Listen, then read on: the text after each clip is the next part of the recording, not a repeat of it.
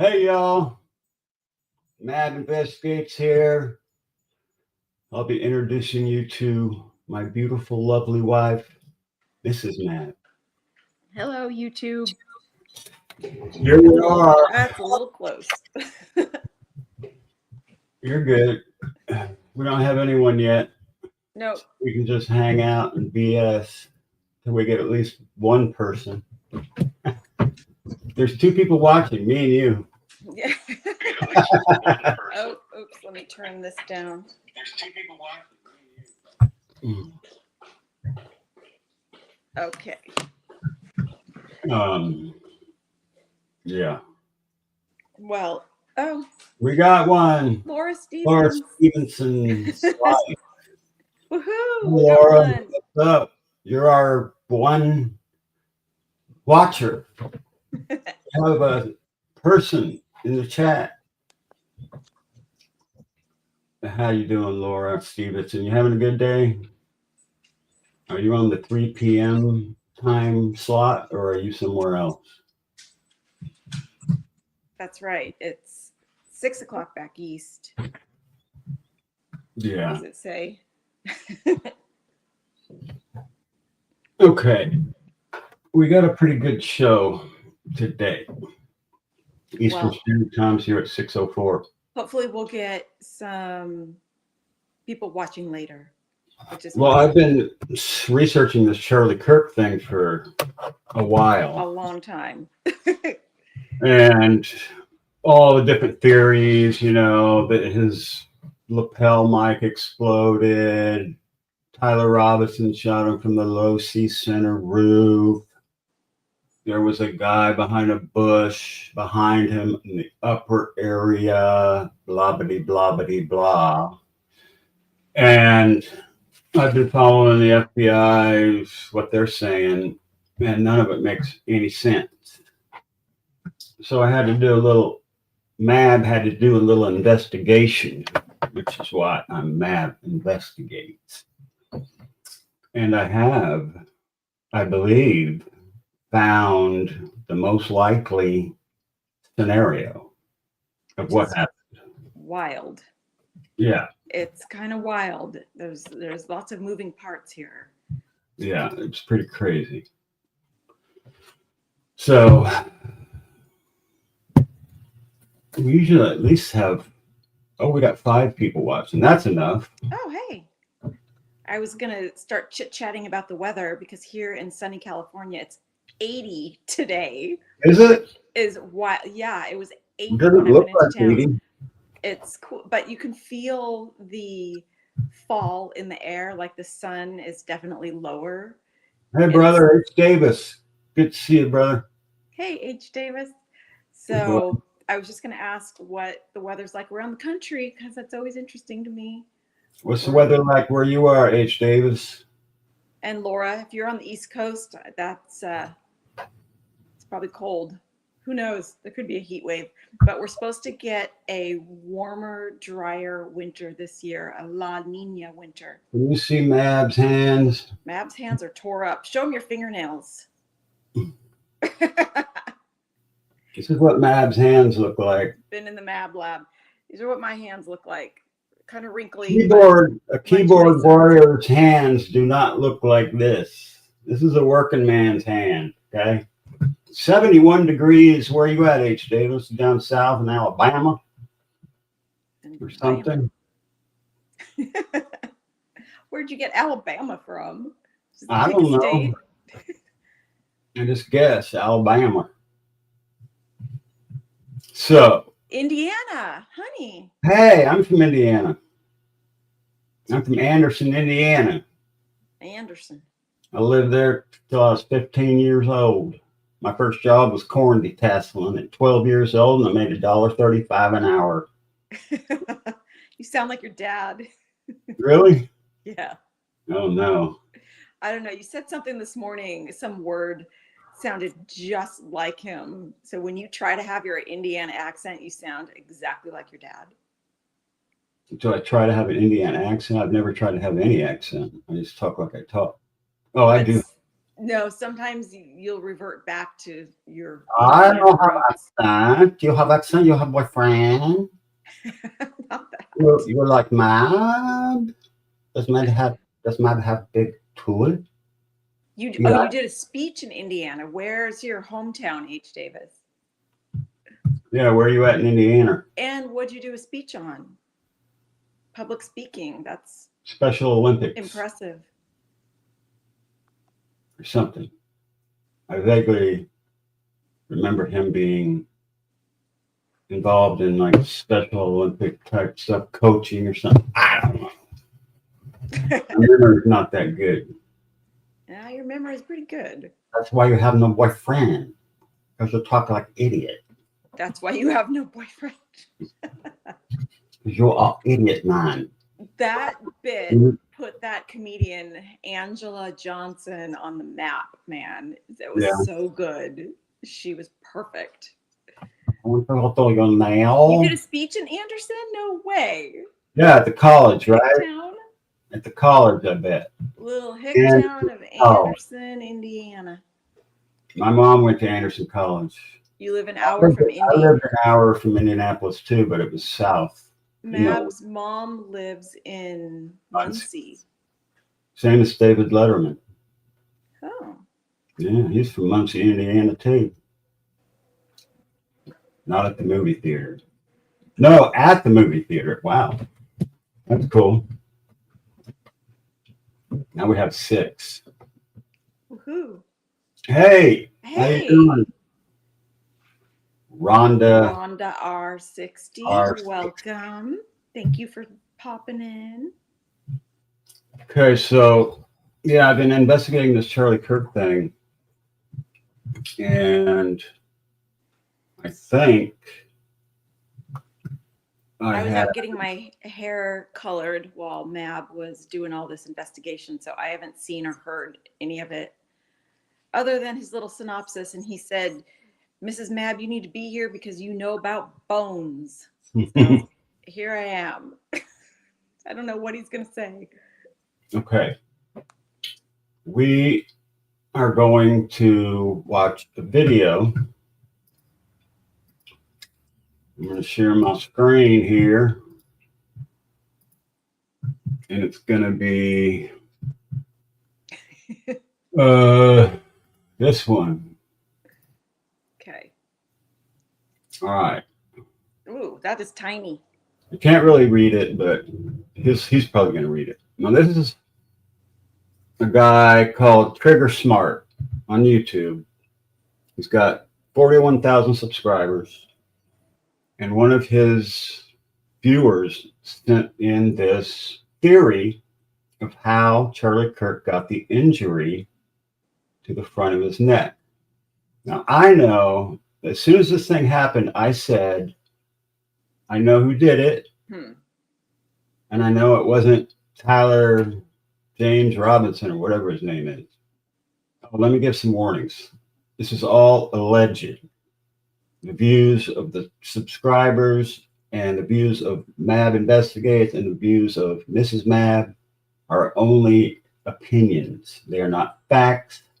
We are not intending to libel anybody.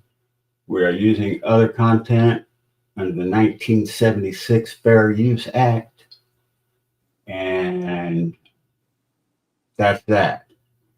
That's my story, and I'm sticking to it. These are our opinions. Do your own research. We're just gathering data. Correct. So, this is about the theory. Okay, so when Charlie Kirk got shot, you saw a guy on a roof, you heard a gunfire, and you saw an injury appear at Charlie Kirk's neck and a bunch of blood come out. But not that much blood. Not that much. So it was a lot. We're not going to show it, but it wasn't enough to make me think that that was an exit wound or an entrance wound. It was weird. It was like, that's too big. It was strange. To be an entrance wound, and it was too small to be an exit wound. That's what had me stumped at the beginning. Because when I saw the size of the wound and the amount of blood, I was like, damn, the back of his neck must be completely gone, but it wasn't. And so I was puzzled because it was too big for an entrance wound and too small for an exit wound. Okay. So this guy emailed this guy and came up with a theory on how that wound happened. So here we go. Sending emails out to many, many different channels. It says, regarding those who say the cavitation couldn't have whipped the pendant strong enough, I would say on the contrary, that's an absolute stretch to think that a bullet can ruin the cervical spine and inflate the neck in a matter of milliseconds does not have the power to whip a pendant with pointy edges, assuming there's pointy edges, in a strong enough way to pierce the neck. Okay, whoa. so that's the argument. These are the images that were provided. So this is the pendant. Obviously, the blue is the necklace, showing all the different angles. Cavitation. So the bullet goes in, and this is whether it's front or back, but we're assuming back in this case based on this theory. You have cavitation that's going out to the sides, and from what we can see, either up or down. So there's force in multiple directions, and it's happening front and back, it looks like. The pendant is whipped inside the neck. The necklace snaps in the front, probably just where the pendant is. Yeah. As opposed to the rest of the necklace being pulled to the sides. It was probably part of the reason that it broke and where it broke exactly. The left side of the necklace happens to remain connected to the pendant inside the neck. The right side started rotating over the right, back, left, and forward. So in his theory, and we'll see some images here in a second. So what we're assuming is that Charlie got shot from the rear, from the tunnel to Charlie. Huh?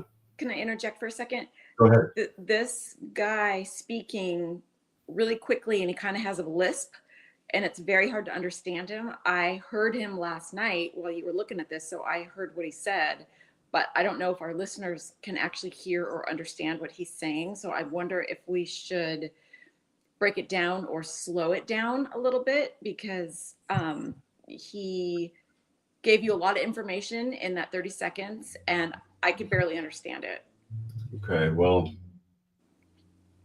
so maybe you can sort of explain what he said using pendant. the visuals that are there. Because what we're saying is that the cross that is hanging from the pendant is what caused the wound in his neck, because the chain was whipping so violently. And I didn't believe it at first. I thought that's not possible. And explain the cavitation. Cavitation is when a bullet enters your body, everything expands very quickly. It blows up. In water, it can actually. Split second. Yeah, for a split second, everything blows up and then collapses back down. But it causes a lot of damage internally. So if a bullet enters, I could probably show you cavitation in a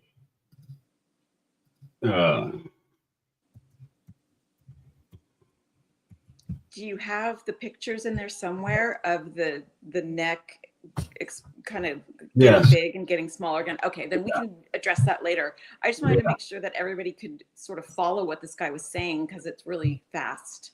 Yeah. Okay.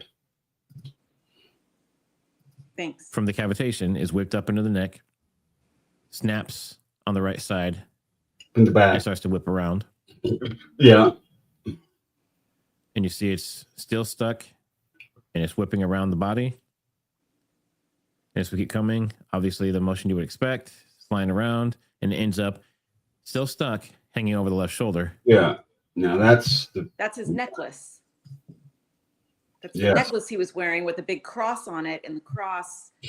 And so the pictures show that this, through about 5 different frames of the video, as he's falling, it shows the cross stuck in his neck and the chain hanging from that. Because there's no other way that wound could be there, because he was shot in the back of the head and the bullet never came out. And he didn't get shot from the front, because there would be an exit wound, and it was too small to be an entrance wound. So what caused the injury? Well, this is the best explanation I can see, and the video and the evidence backs that up. So here we go. And it ends up still stuck, hanging over the left shoulder. And you can see it hanging down. And that's when there's the blood and stuff starts to show. Yeah. The pendant is probably finally pulled out of the neck wound by the centrifugal force. So we see all this. I think the thing was finally pulled out as they got him up to carry him to the vehicle. Here. So this is a pendant whipped up inside the neck when the shirt goes up. Wait, should I blow this up? Yeah. Okay, hold on. Let's see. Yeah, this was really interesting to me. We were looking at this stuff last night, and it kind of blew my mind. I thought I did all this morning. Oh, no, maybe I did do some last night. We watched some of this last night. But at least I watched this with you last night. Is that better? Is what better? Can you see now? No, it looks the same. All right, that's not going to make any difference then. Okay, well, that's See if okay. we can make this solo. Can you enlarge that image? That's what I'm trying to do, Okay. but it doesn't let, it's not. Okay. It's a little bit bigger, but that's okay. I mean, if somebody wants to look at it themselves, we will give you this guy's information towards the end. Yeah, no, it's Target Smart is the YouTube channel. One word, Target Okay. Smart. Target Smart. Yeah, and he has 41,000 subscribers, and he is the source of this video and the next video. We see the chain here, chain there.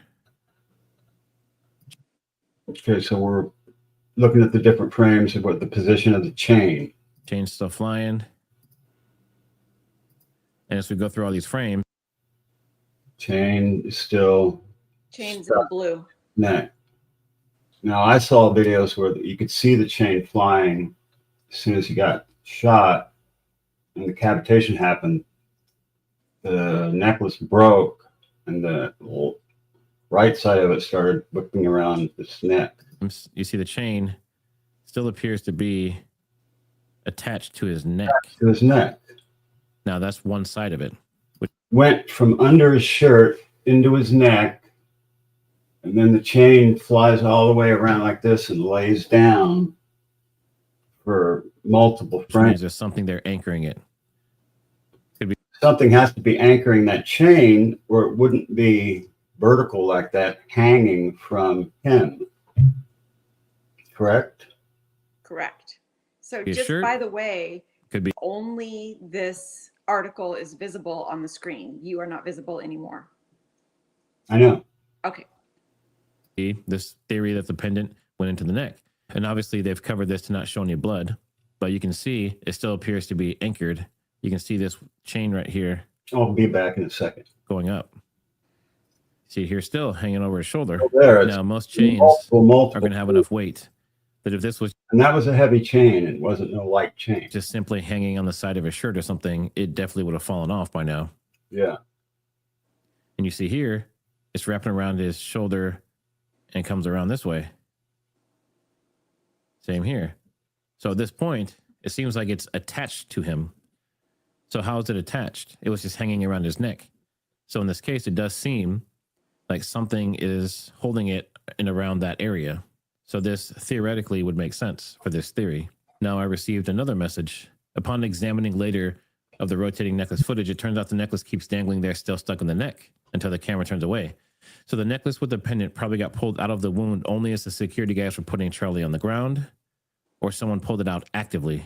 Yeah. Probably just wanting to get the necklace out of the way, not even giving it a second thought. Correct. So here you see the necklace is still hanging there. I can see it. I don't know if you guys at home can see it, but I can see it. You see here, he's starting to slump over, he's starting to fall. And blood is coming out of the wound, but it's still hanging from there. There's blood already coming out, and it still is attached. You can see the chain right there. Yep. He's still falling. Chain is still attached. There's no way that chain. And as they go through all these frames, the chain is still there. This is 10 to 4, 10 frames so far. So as you can see, and you re-illustrated this again, he or she, that, I mean, it's just hanging out there. So if it was a cross or something like that, the chance of it staying in that position, like here's a better view, the chance of it staying anywhere on a shirt or anywhere there is pretty slim. Right. You know how chains work. It would have fallen down the front or fallen off the side typically, or fallen out completely based on the weight of the chain. But this is like anchored here. Yep. You saw it swing around his entire body and come around, and now it's hanging for multiple frames of him falling. Just the weight of the centrifugal force of the chain swinging around should have released itself from his body by now. In all these different positions. And it ends up still being there. Oh, and I also warn you, graphic nature. If it's too much for you, go somewhere else. Even before he hits the ground. So, as crazy as this theory is, based on these images and these screen grabs, assuming these aren't doctored or anything, which they don't appear to be to me, besides these blue marks to show where the chain is, this is a pretty interesting theory. Let's go ahead and look at what they said. And I went to ChatGPT. He actually, which is not the end all be all, but what it said is, if the pennant or chain is directly struck or severed, the chain being severed, which maybe could have happened from cavitation or from the bullet hitting the back of the head, that the pennant can become a high energy secondary projectile and be whipped into tissue that can pierce the skin and soft tissues and penetrate or lacerate the carotid, or in this case, the jugular, and lodge in the sheath around the soft tissue. and we don't know that it penetrated the carotid or the jugular, but we know that it presented a exit for the fluid from the cavitation to exit, which is what you see coming out of that hole. Case reports document metal and shrapnel foreign bodies and retained fragments in the carotid region after trauma. Now, the practical summary. Could a pennant or chain be driven into the neck and penetrate or lacerate the carotid or jugular region, causing bleeding, embolism, or artery issues? Yes, plausible, especially if the pennant is struck or the chain is broken, which we know the chain was broken and looks like it's flying off of him. The pennant becomes a secondary projectile, or if the bullet itself or fragments produce a penetration. Case reports exist in metallic foreign bodies. So this is saying, yes, it is plausible. How probable? We never know, but it says it is possible. So that's just based on me asking it the situation. Okay, so that's that. Oh yeah, we want to be back up here, huh? We're back. We're back. Um, So when you've got all that pressure, if you've got a wound, and I mean, I think about this dentally, when you get an infection, the infection will eat away at the bone very slowly and eventually drain outside, because that fluid will take the path of least resistance to get out. So if there's just a tiny little hole in your neck, but you've got this tremendous pressure of cavitation in there, all that fluid is going to get directed towards that tiny hole and probably make it bigger, and it's going to shoot out that way. okay. So Now, that's kind of supports. where did the bullet come from that entered Charlie Kirk? Let's check this out.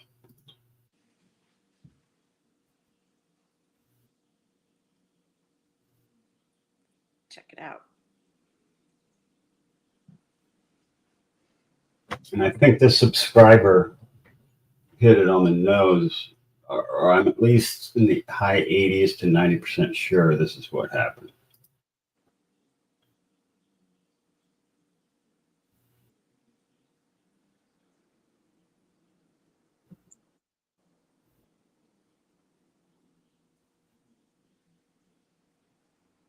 Matt, what are you doing?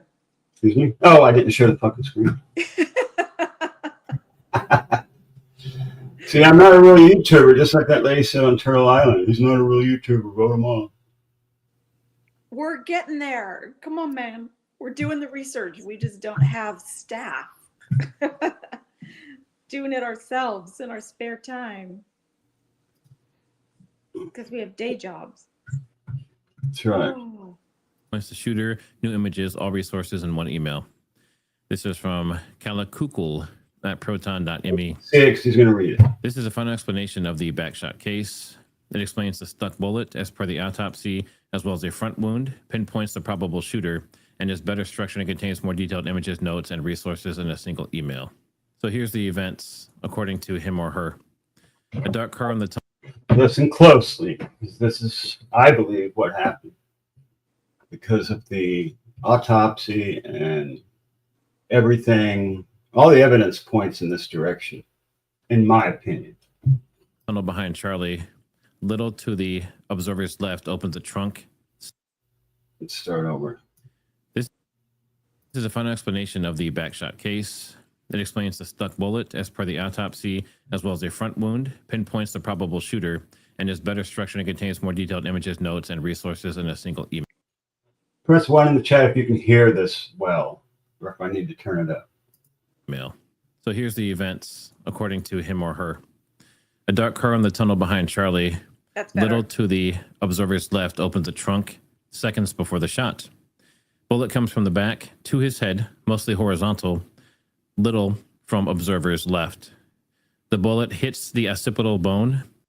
That was, it's not occipital, it's what? Occipital? Occipital. Well, he's got a little bit of a lisp, but the occipital bone is, if you put your hands behind your head, it's the base of your skull. So Which that's is the really occipital. Pretty Way- thick part of your, Very pretty thick thick. part of your skull.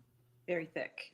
And I don't believe he was shot with the 30-06. It was probably like a 5.56, which is a lot smaller Which is dense and less powerful. and inclined 45 degrees to the horizontal direction at that spot.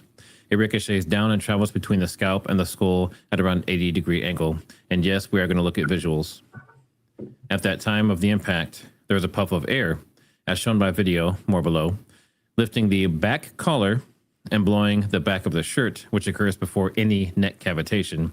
So he's talking about when the shirt in the front goes up, and then also it looks like a big puff of air, or maybe if the bullet actually went through and hit in the back, and that bulges out as well. The air gets trapped under the shirt and spreads. It travels downwards in the back, also over the shoulders and to the front. Now, previously people said this was from an explosion from his mic. That is a lame theory. That did not happen. That's great. No exploding lapel mic, in my opinion. Let's continue. And I think that's kind of been debunked, mostly because when you see the supposed explosion, you do see what looks like maybe some smoke or something else. But the problem is, if there was an explosion, it would go out or it would go away, right? Assuming that actually shot something or did something to his neck. Correct. So that's kind of been debunked just from that point of view. Number 6, the bullet starts damaging vertebrae processes at C2, bounces off a vertebrae around C5, damages the rest of the cervical vertebrae through C7, and stops between T1 and the skin. And that is per the autopsy. Those discs between C2 and T1 were destroyed. Excuse me? Nothing. Oh. Okay. Which is in line with the leaked autopsy. The bullet traveling down the neck is causing cavitation and rapid neck swelling, which we did see. So in a lot of the shots, you see that the neck and the head actually both seem to swell pretty significantly, which lengthens the necklace, yanking its front upwards. That whips the cross pendant violently towards Charlie's front side of his neck, apparent by the momentary spike on the shirt on many videos, and we'll see that here in a minute. The cross pendant causes the widely observed front wound, which is much larger than an entry from a clean bullet. Just like I said. So a lot of people said this looks like a typical exit wound. Many thought it was an entrance. Does not look like a typical exit wound. A typical exit wound is way bigger and more violent than that. Wound. This person is saying that the pendant, which we'll we'll get to this, the pendant, when the shirt goes up, it's the pendant that goes into his neck and then possibly even comes back out. Can we see this in slow motion? I don't know. I haven't looked through all the videos yet, so let's do this together. The chain breaks in the front, and therefore it flies to the side and backwards, probably yanked the pendant out of the wound again, further enlarging the wound, turning it into both an entry and exit wound. Yeah, I agree with that. Which might explain the way that it looks. It doesn't. So seconds before the shot, the SUV rear hatch opens, the shot is taken, and then the SUV hatch is closed, and there's people guarding the view of whatever or whoever is inside. Look like a typical gunshot exit wound. Typically, it'd be much bigger, a lot more damage. The van trunk is closed again right after the shot.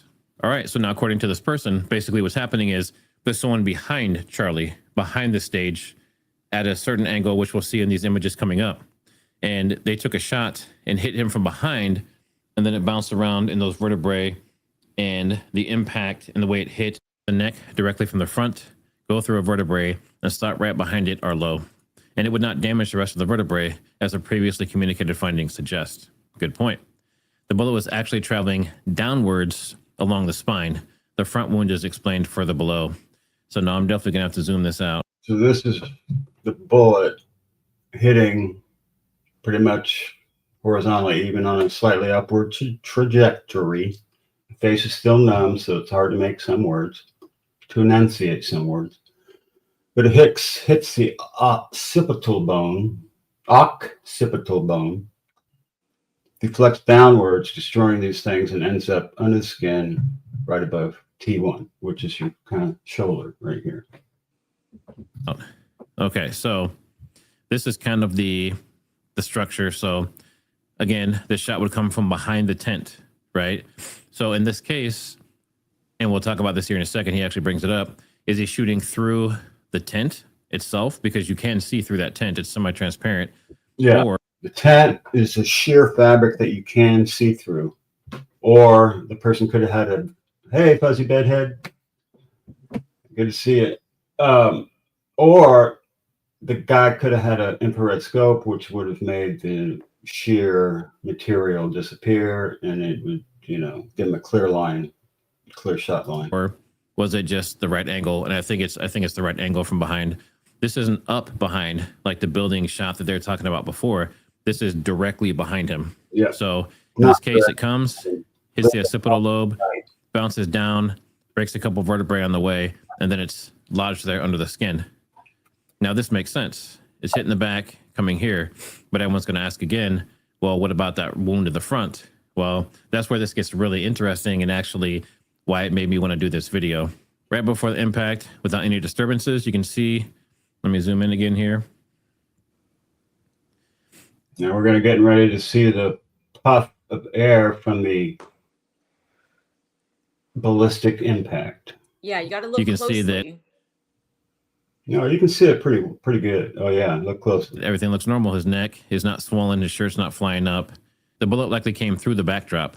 These backdrops are usually perforated or semi-transparent, especially when you look from the darker side to the brighter side, the curtain effect. Even from the sunny side, you can make out people walking behind the backdrop when Charlie speaks.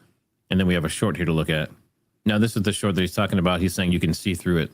Let's check it out and see if it's true. You can see through this stuff. And Transgender Americans have yep, you can see a person right there. over the last 10 years. And I believe one walks across. We'll see here in a minute. Yeah, right there. Someone's walking across. Another one right there. So that's true. So far the story, it sticks. So they can see right through that thing. So if someone were shooting from behind, they'd have a clear shot. All right. So from the tunnel, it would be easy to make out Charlie either completely, clearly, or at least very least an outline against the sunlit audience without any need of some fancy live camera feed. So he's saying from the back, they would basically see a silhouette. But with the infrared scope, none of this would, you know, it's even easier shot than without anything. I mean, infrared scope would light him up pretty clearly. Of Charlie. The bullet entering the back of his head, lifting the scalp and dragging the skin up. So in a lot of the videos you see on the back, you see his hair go up and you see his skin go up. And people are saying that's because he was shot supposedly from the upper right behind, which makes no sense if this is all going up. Yeah. Right? So that wasn't explained. That doesn't cover that one. That also doesn't explain if there was an explosion from the mic in the front that it went up. It also doesn't explain if he was shot from the front did the back of his hair, and everything went up. So none of that fits, except this does make sense if he's shot directly in the back of the head. The bullet entered the back of the head, as apparent from his hairline, drags the skin up and away. The bullet is now traveling under his scalp. Now remember, the coroner, or from the autopsy, found the bullet under his skin. Yeah, so the bullet was. I got to stop and start this because I can't. I don't want to get struck for using this guy's video. Go subscribe to him. It's Trigger Smart. 41K subscribers. This makes the most sense out of anything I've seen thus far, and most of the stuff I see is just bullshit. Anything from the front is garbage. It's a lie. I don't think there was ever a rifle on the roof.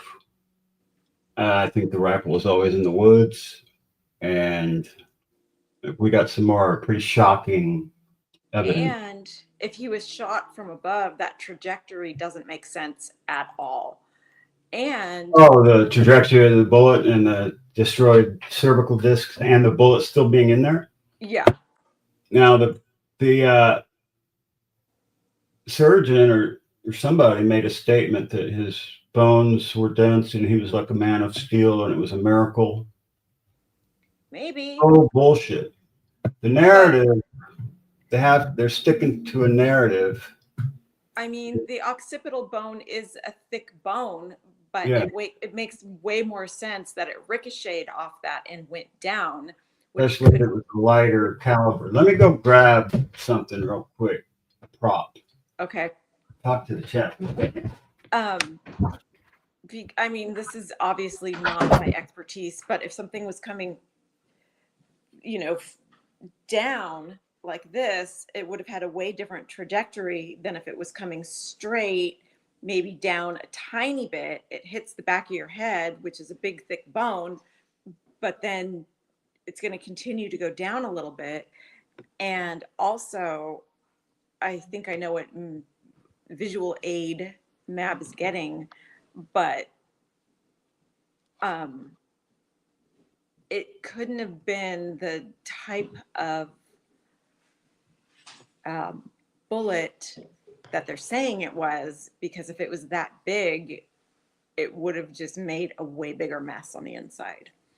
So I think this is interesting because from the very, very beginning, when we saw the neck wound, it was a reasonable assumption that that was an entry wound or an exit wound, but the amount of blood that came out didn't match either of that. And I remember looking at it like, wait, what is that? Like, why there's not very much blood there? Like, it might have seemed like a lot, but considering what we're talking about here, it wasn't.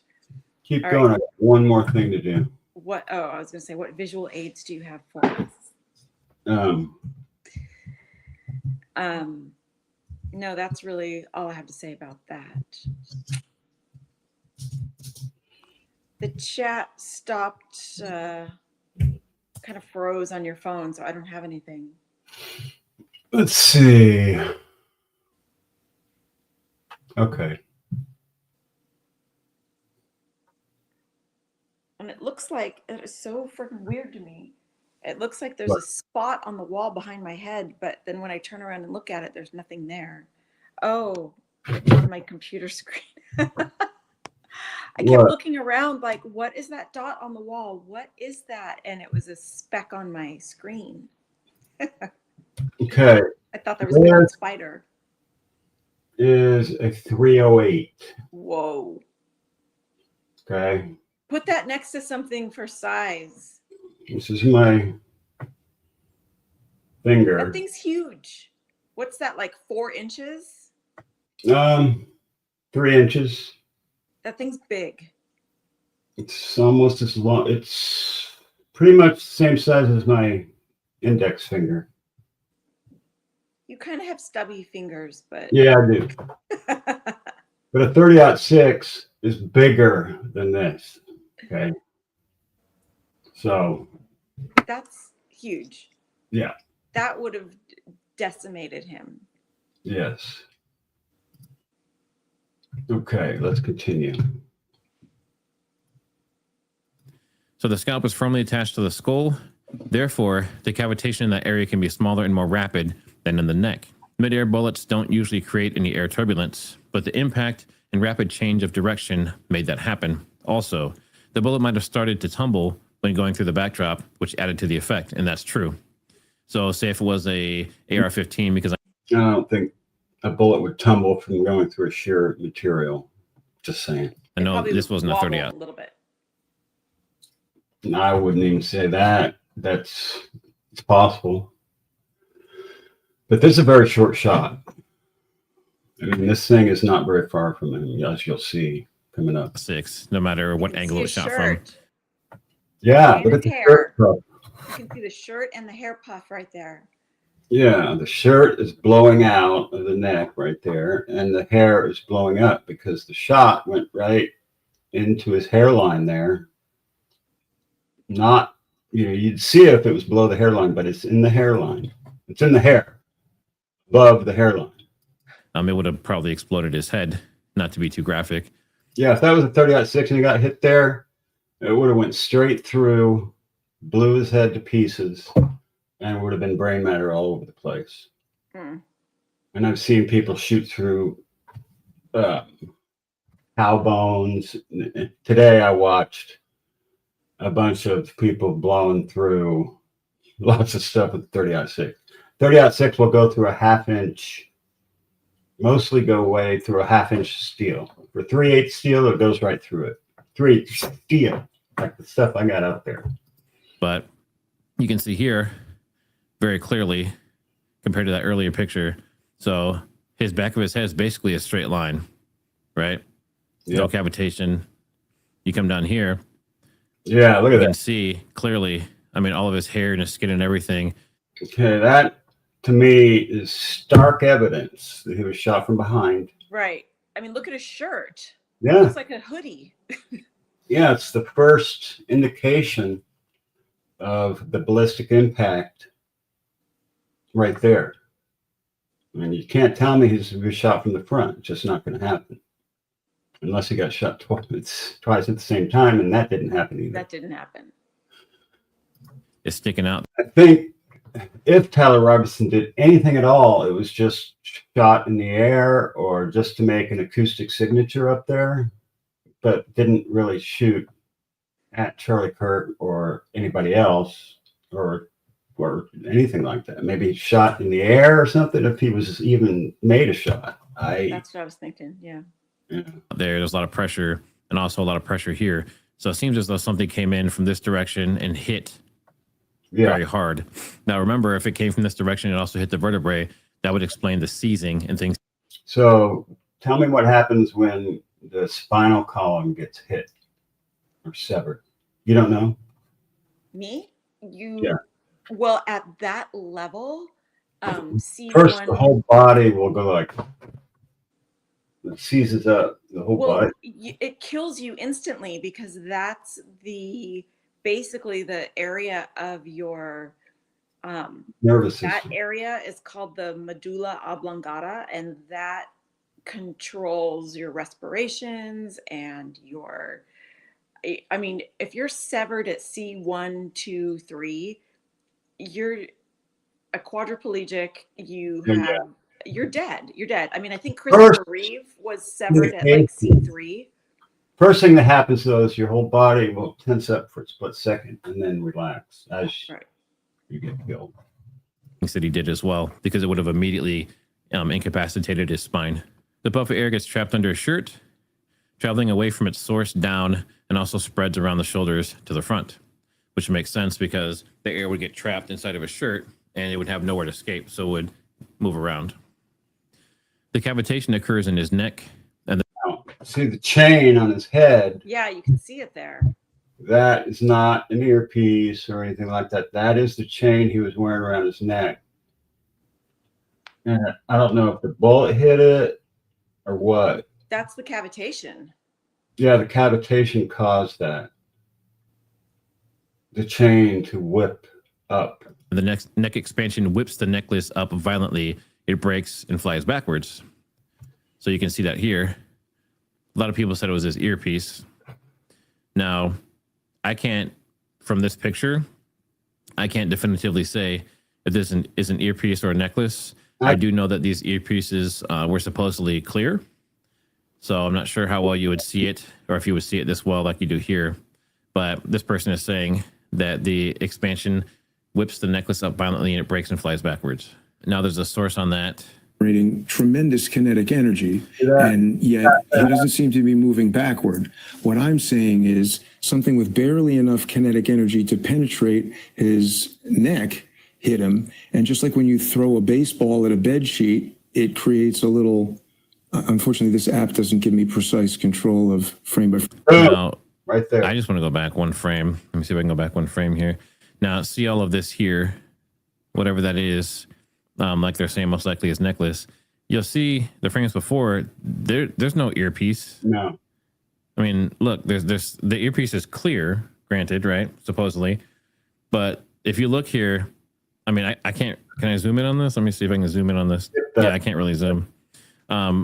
It looks like from what right in the occipital lobe, which explains this sonic shockwave or whatever the technical term is for that. You can see all the skin and everything cavitating, moving, and expanding, and then you see pressure in his shirt. Now, if he got shot from the front and it went through his neck, that doesn't explain any of this. If he got shot from the upper right behind his ear and it came out through the other side, like the shooter up on the building. Yeah, I was wrong about the shooter up on the building when I first saw that video. I did a video, and now I'm correcting myself. I was wrong. That doesn't explain this.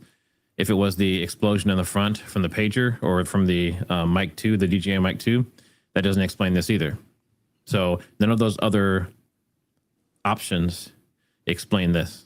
Brain. Well, again, I'm not a neurosurgeon. I'm just saying I feel like his brain is back here. And if something hits him right back here, it's more likely to damage his brain than this thing bouncing off of his chest and exploding and doing all these crazy things you're talking about. So I think this is a pressure event at the back of the shirt. And his hair flips up. And then in the next frame of this, the hair has relaxed as if there's been some really and there you can see the chain action right there at the back of his head. The thing is now through his neck, disrupting the shirt, and he's over. He's dead by here. His arms are up. His brain has been damaged. Yeah. So as you can see there's clearly not an earpiece. I don't think he suffered one bit. Nope. It's instantaneous. Instantly. Yeah. It was an instantaneous. 1 second, he said gang violence or guns or whatever he was saying, and bam, he's with Jesus. I mean, if there is, it's the clearest earpiece I've ever seen, and you can't see anything on his actual ear. But when this shot happens, you can the methods explain that, except being hit directly on both sides, coming to this pendant. So this is what's supposedly going to be the object that causes the issue. The cross pendant he had on the neck gets yanked up by the necklace due to the neck cavitation towards the front of Charlie's neck, dragging the shirt with it, causing the large wound under the shirt. Yeah. When he's saying under the shirt, he's talking about when the shirt goes up. So when the shirt goes up, the pendant goes up, and he's saying, well, we'll get to it. The necklace probably yanks the pendant out again as the necklace flies backwards, worsening the wound. So what he's saying in this instance is that the shirt comes up, the pendant comes with it. The pendant is what sticks him in the neck. And that's why you see such a strange looking exit wound or whatever you want to call it. Yeah. Entrance and exit wound, both, because it went in and came out. And it didn't look anything like an entrance wound, and it didn't look anything like an exit wound. And now I finally understand what happened. And a lot of people were trying to explain this based on the, earlier when some people were saying he had body armor and it bounced off, and maybe that deformed the bullet or something. No body armor. You can see his nipples. Because it's such a strange wound. But this kind of would explain that. If that pendant goes up into his neck, and also in this case, possibly there's an apparent after effect of Charlie just getting slapped in his left cheek with the necklace. His tissue on his left cheek is still yet to fully expand back. So you can see here. You see that? Can't really see that. See how it's kind of caved in? I see it. Right there. So he's saying that the chain hit him in the face. Yeah. And at the same time, this would be when the pendant, which I would assume is a cross in this case, Yep. would go in and out of his neck, basically. After the shirt collar drops down, it reveals the wound, which you can see right there. He gets shot in the back of the head, cavitation. Very rapidly, the neck expands, and possibly maybe he hit the chain directly, and that force not only basically kills him instantly, but it also creates a situation where his necklace and pendant has so much inertia that it goes into his neck. Yeah, I think the cavitation of the neck was so rapid. And just imagine having a chain around your neck and the cross is down here. It's like taking somebody grabbing it from behind and just yanking it really fast. That's how much pressure it would have been, because the nexus is hanging down here, so there's no pressure towards the cross. The only pressure is from the back backwards. That makes sense. Yeah, it's like someone just grabbed it from the back. It's like somebody grabbed it from the back, just yanked it as hard as they could, and that caused the injury. Back out. That's when we see the bleeding and everything else that was in the video. Now, this is another very interesting part, because everyone's talking about these people that were just kind of hanging out, including his bodyguards, right?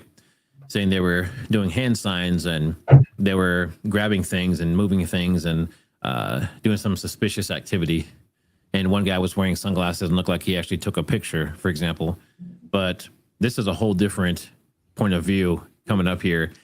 And I don't think any of the video from behind him was ever supposed to be seen by anybody.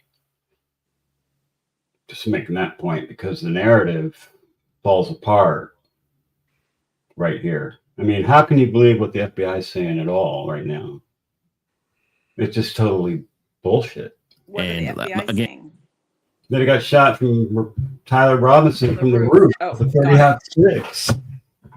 And the film is so ludicrous at this point. It's funny. And it's supposed to be about transparency, right? Nope.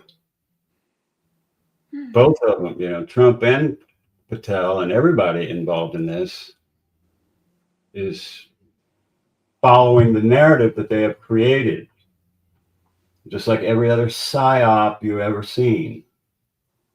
And I did this video because all of this stuff is so intriguing to me. Now I got all of this shit explained. This is going to be a little bit long, but it's going to be worth it. Where we get into a conspiracy theory. Okay, I don't think it's a conspiracy theory, but here's a car right here between these two guys. The trunk is now closed. It's really, really hard to see, so you'll just have to take our word for it. Let's see. Even if you're looking at it, like when I was looking at it on the computer full screen last night, it was hard to see. Yeah. The area. So seconds before the shot, the car trunk behind Charlie got open. There seems to be a dark, bulky, round head of a person standing at the trunk as it is opening, which is right there. Yep. And there's a vehicle back there, a couple vehicles back there. Once open, the head disappears. It's not visible anymore. It doesn't seem the person left to the sides of the car. So the person gets out of the car and just kind of hangs out there. And you can see you have the different security guys standing up there with him. And he's right here. So you can see his shoulder. Right. That's Charlie's shoulder right there. Right here is Charlie's shoulder. So that's how close it was. Probably 30 feet. In that spot. And then you see the person kind of disappears, but they don't walk off, right? So they're just hanging out somewhere in the dark back there. All right, so right after the shot, the trunk of the car in the tunnel behind Charlie. Okay, this is the ponytail guy right here. As soon as he sees he's getting filmed, he puts his hand over his face. So remember, the car is back there. Their head popped up. They don't leave, but they're still in that general area. The trunk of the car in the tunnel behind Charlie, that got open just seconds before the shot, is now shut again. Yep. So the car, someone gets out of the car. They kind of crouch, or they're just hanging out there, and we'll see another angle here in a second. And then seconds after the shot's done, then the trunk closes. So the trunk is opened up here, right?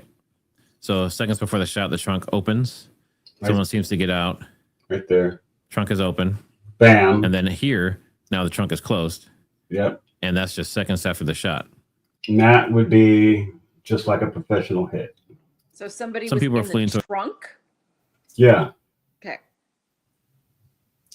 Somebody, they just opened the trunk, took the shot, and shut the trunk, in my opinion. There's a car. There's two people calmly standing at Or hatch, you could say. the car, each one at one side of the trunk. When seeing that he's being filmed, the guy instinctively raises his hands to his face and forehead, as you can see here. And glimpses of the other person in the car corner, or the corner of the car, who seemed to direct people away from the trunk to the side of the car with his hand. So this person here is trying to get people away from the trunk. I don't know if someone's in there or what's going on, but if the shooter was in there, then that would explain why he's doing that. He's trying to take attention away from that area. You see a few of those.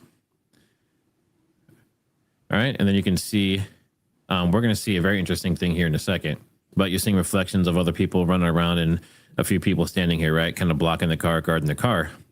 Now, in that video of people running for cover, they run past the car and hide behind it for a while.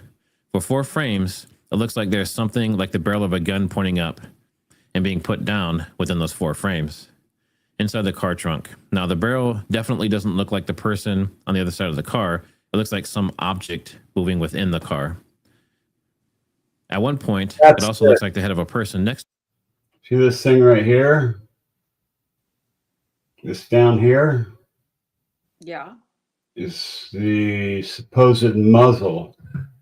There's a specific kind of gun that looks like that you'll see coming up. To the barrel, who's presumably holding the gun, standing upright on the floor of the car and gradually putting it down. That round, bulky object is similar to the head of the person that was standing near the trunk before the shot. And then there was something round and bulky, which could potentially be a person with a blanket over it. Now, if you look, this is what they're talking about. This looks like a some sort of suppressed firearm through the window here, right? And if I keep going down, here's a little bit better shot. So you see kind of a figure in here. And then you see what looks like, to me, looks like some sort of short AR-15 or something similar. Waiting for the trunk to be open so he can take a shot and then get closed back up in the tinted window. It looks like it could be suppressed. Looks like it has handles and other things on it, maybe light, but some form of rifle possibly here, and then a person. And that's what they're saying here. And you can see it again there. This is the 4th frame, and you can clearly see a person sitting there. You know, that's a pretty good shot right there. Car, person inside the hatch, back hatch, weapon, possible weapon. They're inside that vehicle. Another shot.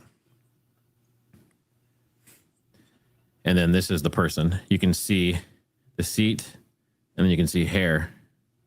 Now, I can never see this because I don't see it.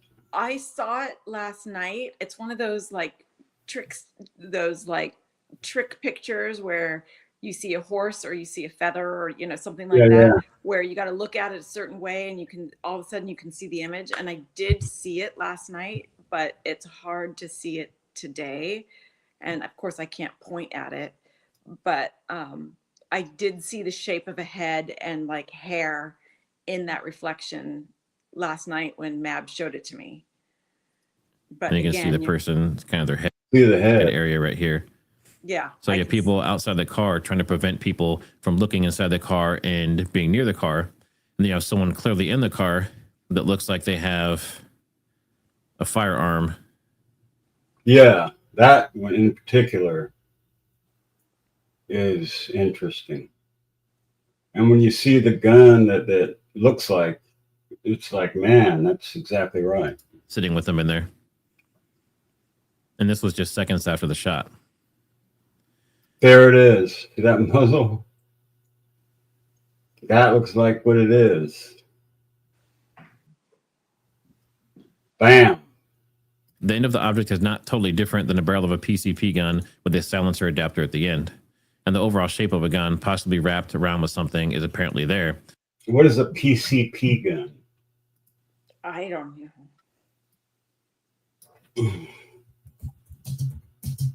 All right, I'll be back in a sec. All right. Oh, it's okay. Pre-charged pneumatic air gun. High pressure air stored in the cylinder. All right, that makes sense. That makes sense. We got no chatters. So they're saying some kind of device like this at the end, maybe some kind of compensation. It doesn't look like a full suppressor, obviously, at least from this case. An air gun's not going to make that much noise anyway. And then finally, there's Mr. Goodman, who might have found the projectile captured on video. Yes, it is Oh yeah, this guy. technically possible, and everyone who knows videography knows that. It has to do with its shutter speed, which is independent of frame rate. What a coincidence to capture 3 similar shiny bugs or objects other than the projectile in a straight line right before the impact in line with Charlie's head. And Now, I watched the original video that this guy did, and explained how MPEG files are compressed, how the algorithm knows what has changed. So the way they compress video files is they calculate the pixels of one frame, and then they calculate which pixels have changed in the second frame, and they don't have to worry about the pixels that haven't changed. They only change the pixels that changed, so they can compress it and make it a lot smaller file. in equal distance from each other, which if the bolt was coming at a steady rate, which it basically would at that range, then you're looking at the shutter cutting it in 3 equal slices.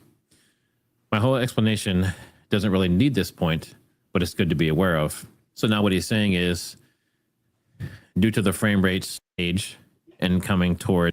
Okay, here's the 3 images of the projectile. Let's call it that, because it's probably shot from a PCP gun, which is a pneumatic compressed air rifle gun, which is a specialty assassin weapon, right?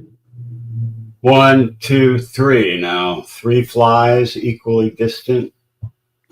3 moths flying exactly at the same distance apart, aimed at the same place on his head.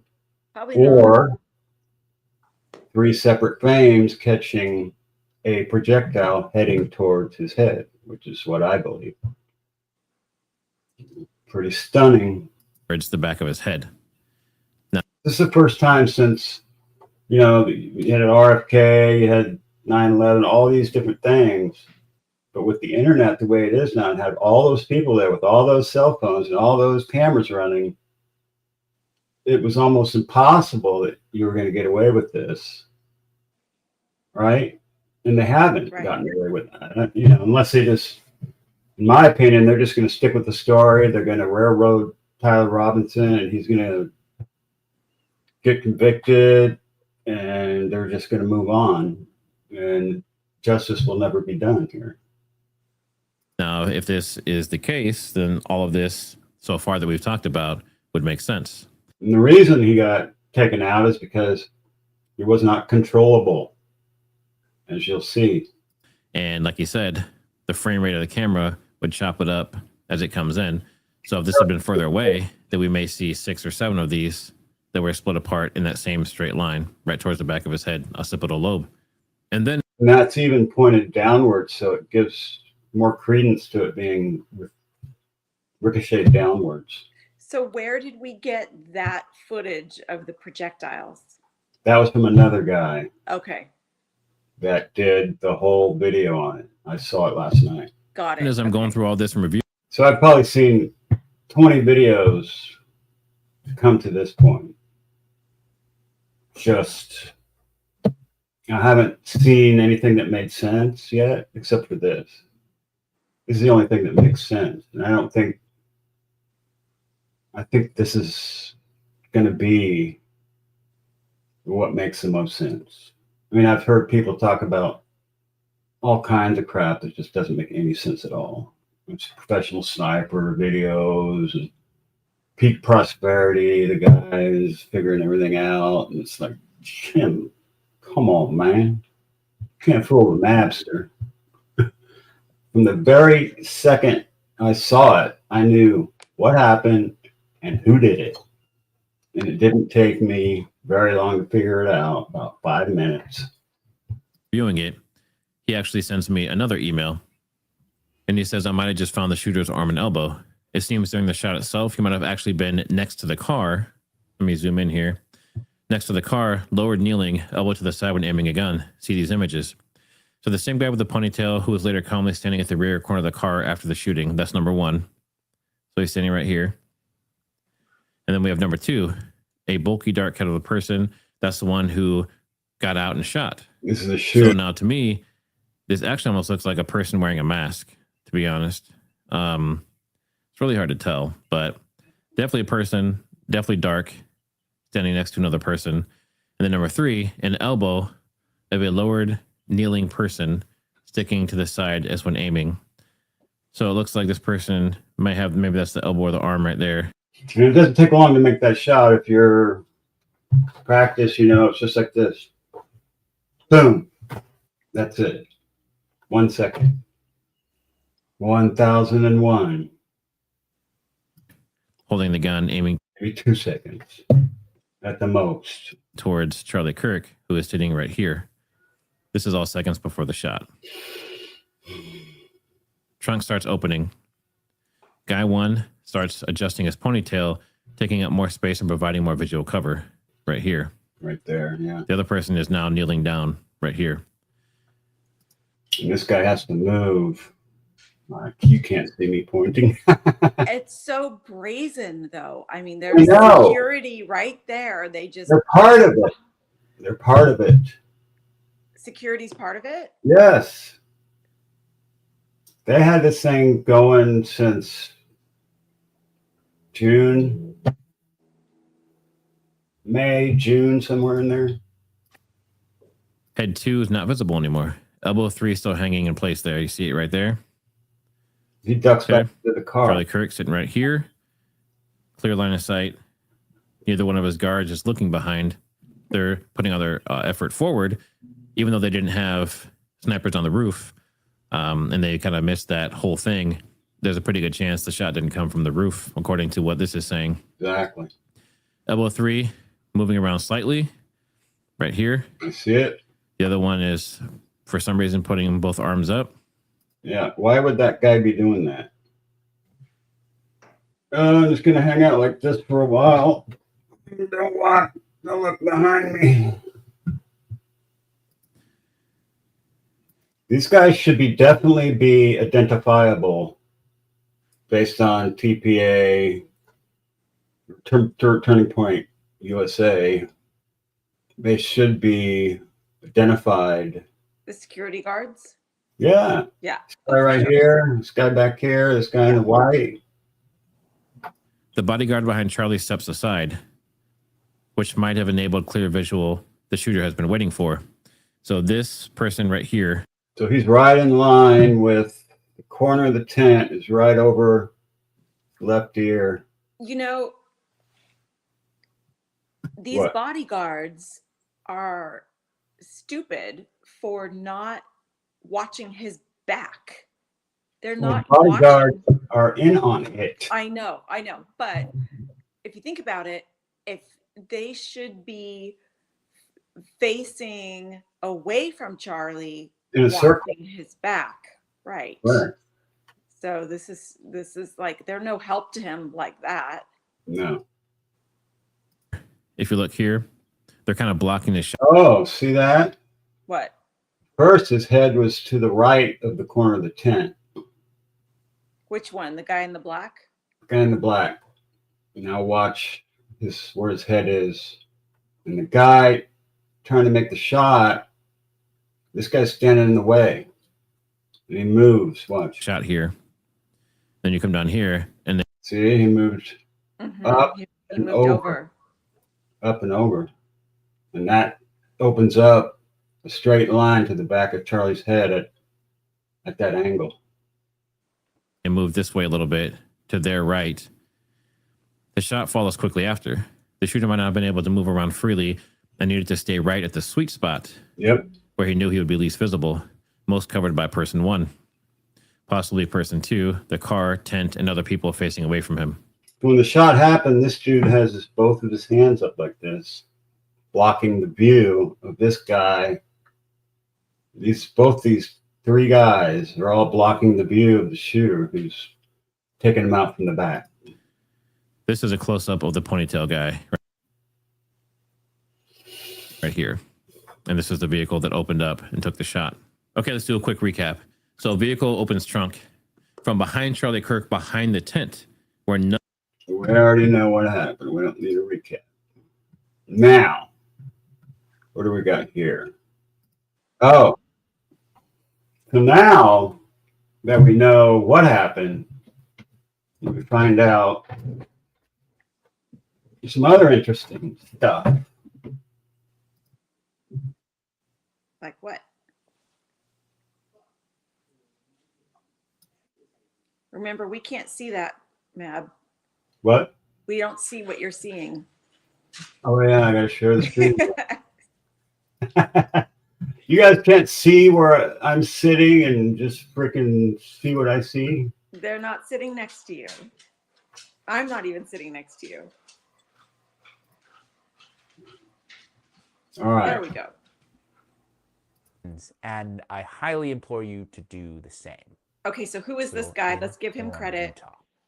Credit is to the one country, very interesting, James Lee. Okay. James Lee, L.I. He's got 106,000 subscribers. And I've got a couple of videos from this guy who does some interesting searches and finds out some interesting things. Fact number 2, as of the recording of this video, the bullet that fatally struck Charlie Kirk has not been identified, and the autopsy carried out under Utah's chief medical examiner, Dr. Deidre Almaro, remember that name, has also not yet been publicly released. Fact 3, this is a controversial fact, but one I believe to be true, Charlie Kirk did not have an exit wound. This next part I don't quite believe, but the surgeon's remarks were that the bullet... Oh, this is the surgeon remarks that totally is partially true and partially not. absolutely should have gone through, but that Charlie's bone was so healthy and the density was so impressive that he's like a man of steel. Now, we don't know yet which surgeon made those claims, but here's a list of a few surgeons that I could verify through publicly available records that are affiliated with Timpanogo's regional hospital. We have Dr. Stephen Nealman, Dr. Robert Patterson, Dr. Lee Trotter, and Dr. Lee Patterson. Now, here comes the coincidences. According to Google Trends, someone, maybe multiple, was searching Timpanogo's regional hospital from an IP address originating in Israel, enough to cause this spike about a month before he died. Do you hear that? Let's play that again. Hospital from an IP. Now, here comes the coincidences. According to Google Trends, someone, maybe multiple, was searching Timpanogo's regional hospital from an IP address originating in Israel, enough to cause this spike about a month before he died. Okay, this is Google Gemini that he finds this out from. Now, if you did that same search today, you would not find those results. Why? Because the algorithm has been changed. Imagine that. Imagine that.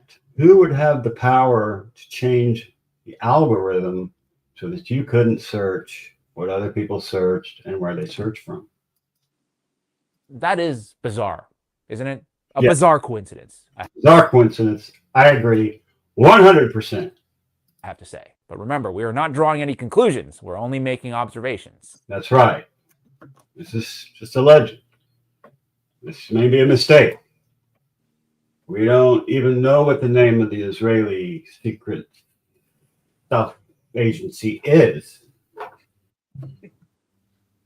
But wait, there's more. There's So more. I wondered who the medical examiner was there in Utah. Now, this is the real Baron Podest. We'll see it. But Barron, And I looked her up. She's a woman named Deidre Amaro. And she was looked up, but this time not in the District of Columbia, but in Israel, which I thought was very strange. June 30th of 2025. Somebody with an IP address originating in Israel decided they were very interested in Deidre Amaro. Indeed, an interesting. who's Deidre Amaro? 2025. She's the medical. Somebody. Oh, She so did the here's autopsy. right. So we have to get a hold of these people before the fact, right? And we have to set this up. Allegedly. Allegedly. Now, if I was going to do it, and the Mabster was doing this, I would contact the people that would be involved if something like that were to ever happen in that area at that time. Who would possibly be the surgeon, and who would possibly be the medical examiner, and who would possibly be the governor, and who would possibly be anybody who could deal with this situation. I would want to have them in my pocket and taken care of before I took out my deed. I wonder if we could do, if anybody's done some research on recent purchases or financials on the ME and these doctors. Well, you're probably not going to find anything like that because that would be too obvious. I know, but it's These would all be in person. right. Yeah. The contacts and everything, the threats and whatever they did to coerce whatever. I don't know what happened, but whatever it did, I would want it to be done in person and not through any electronic device that could possibly be monitored or whatever. Somebody with an IP address originating in Israel decided they were very interested in Deidre Amaro. Indeed, an interesting coincidence, finding out that our greatest ally, TM, was not only interested in Timpanogos Regional Hospital, but also very interested in finding out more about Dr. Deidre Amaro, the head medical examiner of the state of Utah. And those were not the only searches that our good friend Baron Coleman found. Baron Coleman, he did the searches, not me, not James Lee, but Baron. Stephen Nealman, July 18th, 2025. This was out of our friends on the other side of the planet over there. Very curious about the surgeons in Utah, you'll find out. Robert Patterson, MD, July 23 and 24. It's almost like they searched out every surgeon at that hospital. Huh. That's interesting. They might have even searched about the building and stuff like that too. Let's see. I go to the next one. Lee Trotter, someone with an IP address originating in Israel, looking up surgeon Lee Trotter, near about that same July 20 time period. Why wouldn't these people be smart enough to, maybe they weren't aware of Google Gemini? I certainly wasn't. I didn't know about it till now. Are there other surgeons in the area? Yeah, as a matter of fact, there is. There's a guy named Lee Patterson. So I look up Lee Patterson, somebody with an IP address originating in Israel in the week of July 20, that week on either side of July 20, was very interested in all the people who practice surgery at Timpanogos Regional Hospital in Orem, Utah. Isn't that bizarre? They got to the ME like a month prior. Hers was in June. These guys in July. When did this take place? In August? No, September 10th. Oh, okay. Right. We're in October. Okay. So a couple months in advance at least. Yeah. June, July. Yep. Once again, great work by Baron. A lot of interesting coincidences to just think about, just to ponder, no conclusions. Now, I checked with Google Gemini just to see how it would interpret these data points, and it came back with two different scenarios. The first of which they say is the strongest interpretation. non-organic, targeted activity. Okay, they say that the most probable and logical interpretation, given the nature of the data, is that the search spikes were caused by non-organic activity.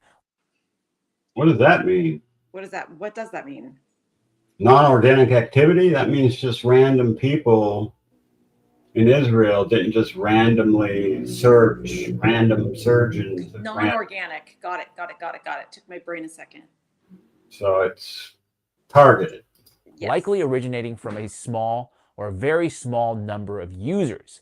Okay, they say it could be for reconnaissance or verification, quote, a small group or even a single individual, potentially someone involved in or aware of the planning of the assassination, was using Google to conduct online reconnaissance or verification of the medical and administrative elements associated with the intended location of the attack or the immediate aftermath.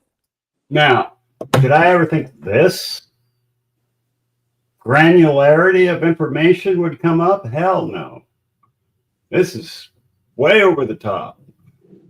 I mean, I'm not suicidal, and neither is Mrs. MAB. Not depressed. No. Not upset. Nothing's wrong. Nobody's after us. We don't have stalkers.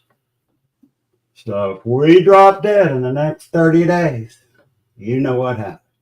The second is what they're calling a remote interpretation, extraordinary coincidence, highly unlikely. They say that this interpretation relies on an extremely improbable string of coincidences, quote, a separate, unrelated medical event, okay? A prominent individual in Israel, a relative or a close contact, was scheduled to be admitted to or had an existing legal or medical dispute with the exact same specific niche, regional hospital in Utah, the head medical examiner, and or surgeons in the weeks leading up to the assassination. Yeah, that didn't happen. That is not me. That is That didn't happen. I don't think so. Google Gemini. And remember, okay, I have to keep reminding people of this. We are not coming to any conclusions, just looking at the possibilities. Could have been anybody, anywhere, for any reason. Doesn't mean they were doing anything fishy. Speaking of which, I also want to call attention to the dates of these search spikes, all clustered around the month of July 2025. Because do you guys remember what happened back in July? That is right, the TPUSA Student Action Summit, July 11th through 13th, which included a very controversial speech by Tucker Carlson. And I think the real answer is Jeffrey Epstein was working on behalf of intel services, probably not American. Now, no one's allowed to say that that foreign government is Israel because we have been somehow cowed into thinking that that's naughty. Yep, Tucker Carlson was not liked by the Israeli lobby.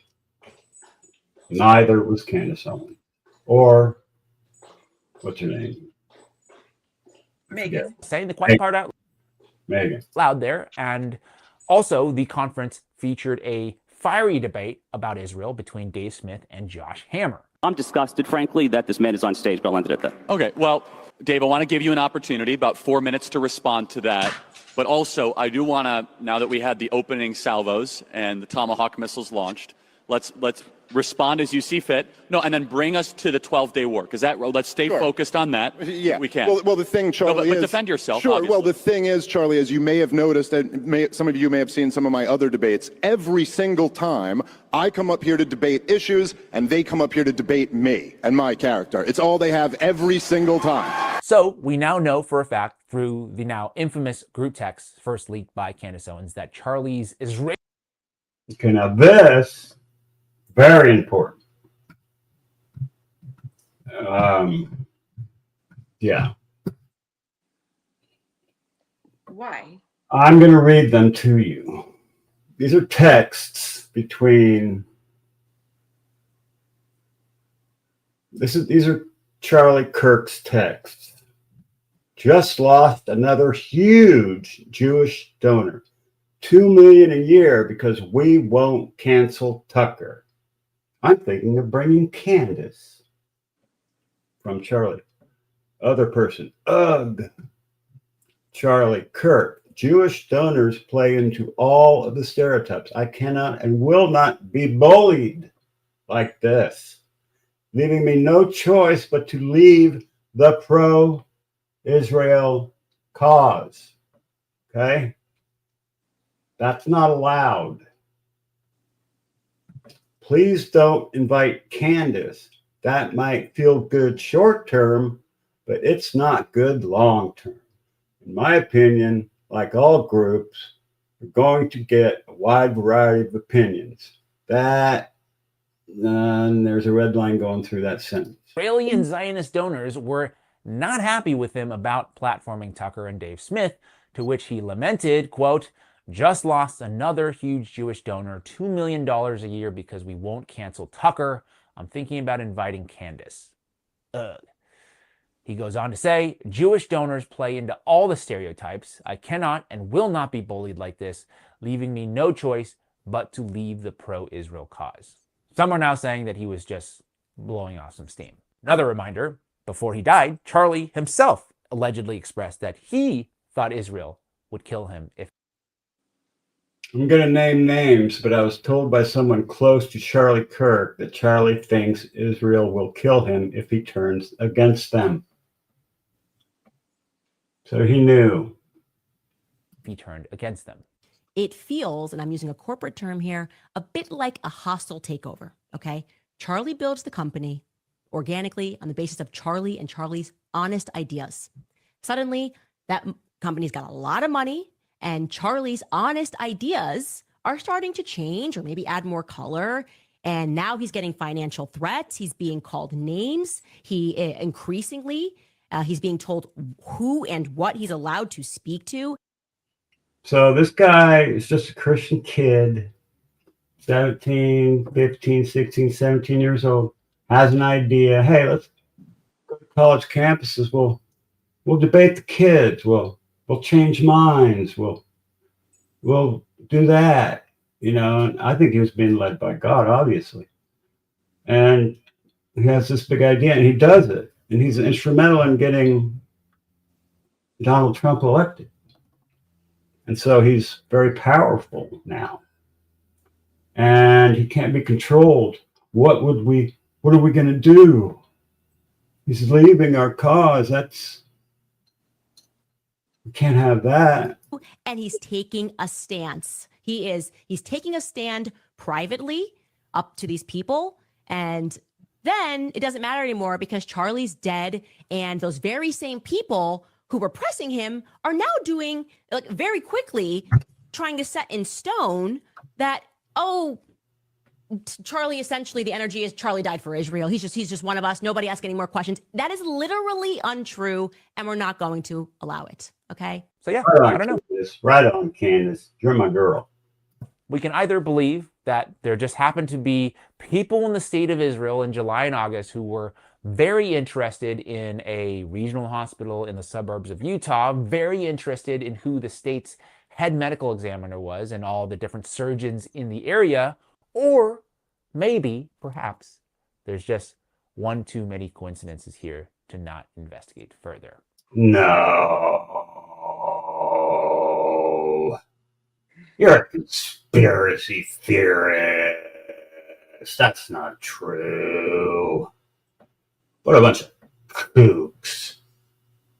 Last thing I'll say is, if Charlie's assassination was a professional Mossad hit, not saying it is, but if it was, the proof, quote unquote, shouldn't be so easily apparent that a bunch of Twitter sleuths online could figure it out in 24 hours. That's what I thought. Apparently I was wrong in this day and age.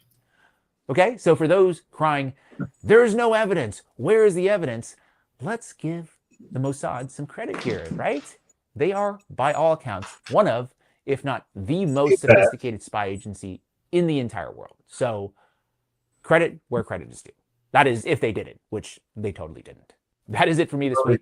Tell me, what do you think? They totally did not do it. I'm saying it here. I'm pro-Israel.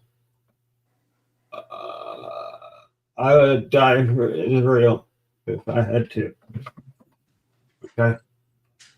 And you're Jewish, right? Yeah. Your mother was. You got the Jewish nose. You're always worried about money. My My mother was Jewish. My dad was Jewish. I was raised Jewish, but I do have the Jewish nose. And I wanted to have a surgeon fix that Jewish nose, but I'm too afraid. So I will die with the Jewish nose. Okay.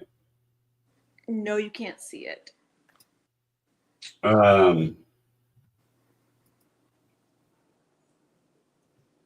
There's some more searches that were uncovered by Jimmy Dore. Oh. What does Jimmy Dore have to say?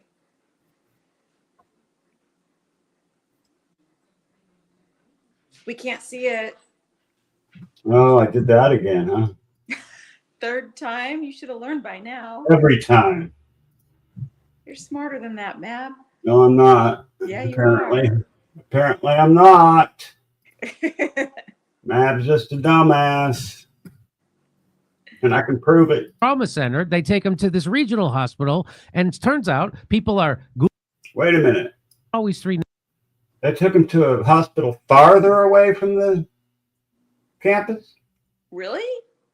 Really? Did you know Heather. that? Yes, I Heather, did. whatever. Hi. Heather, whatever. Hey, you're going to have to rewatch because I got the goods. You missed the You know what good I'm stuff, saying? Heather. The Mapster has investigated and I have figured it out along with my beautiful wife, Mab Lania. Oh, no. Names. Anyway, let's. Huh? No. Mab That's not- Lania. No, I don't like that. Okay. Thank you. This is Mab. Thank you. Hi, Heather. It's really good to see you. Let's go. Let's keep going. In case there's another guy with that name, so you can disambiguate. Is that it? I would just guess if I had to guess why, but who knows? Whoa. Before September 10th. What do you think about that? Can we already- Before Wait, the shooting. I missed that. Well, there's Washington, D.C. Or the Losi Center, a Mauser 98. So you can disambiguate. Is that it?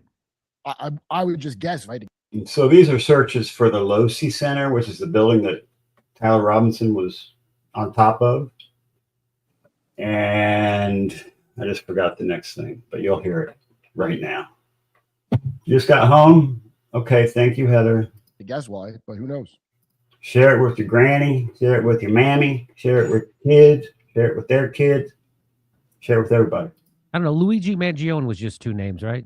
Yeah, Yeah, but there's all only those one. syllables. There's only one Luigi Mangione. There's only one. And then you have Jack Ruby. The Losi Center. Remember, he lives in Pasadena. Harvey Sirhan, Oswald? Sirhan. Sirhan. Come on. Three Sirhans. That's like Sirhan. That's like if Chris Christie was named Christie. All right, here we go. Or the Losi Center. So let's start it again. Let me ask you a question. When was the first time you heard the name Tyler Robinson?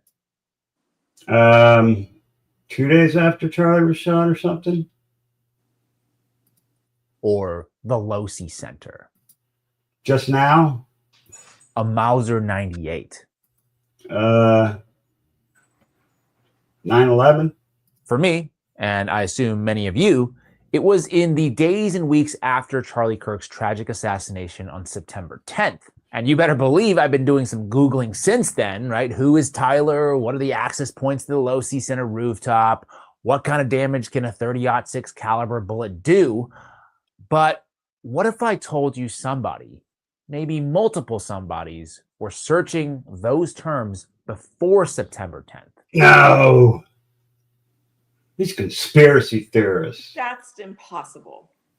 That's bullshit. You're just making that up. What do you think about that? Before the shooting. Well, there's Washington, D.C. At 11 a.m., the day before the Charlie Kirk shooting. So this guy figured out the day before he went back and saw from Washington, D.C., somebody had Google searched the guy they're claiming did the shooting. But it was the day before the shooting. Why would somebody in Washington, D.C. Google search a guy, Tyler Robinson, nobody ever heard of, from Washington, D.C.? Wait, just one person or a lot of searches? No. Just one search. Okay. And you'll see here where the news finally broke that it was in fact Tyler James Robinson. But notice that. That's weird. That's weird. That is weird, I gotta say. Why would anybody be searching the name Tyler James Robinson? Just a coinky dink. Yep.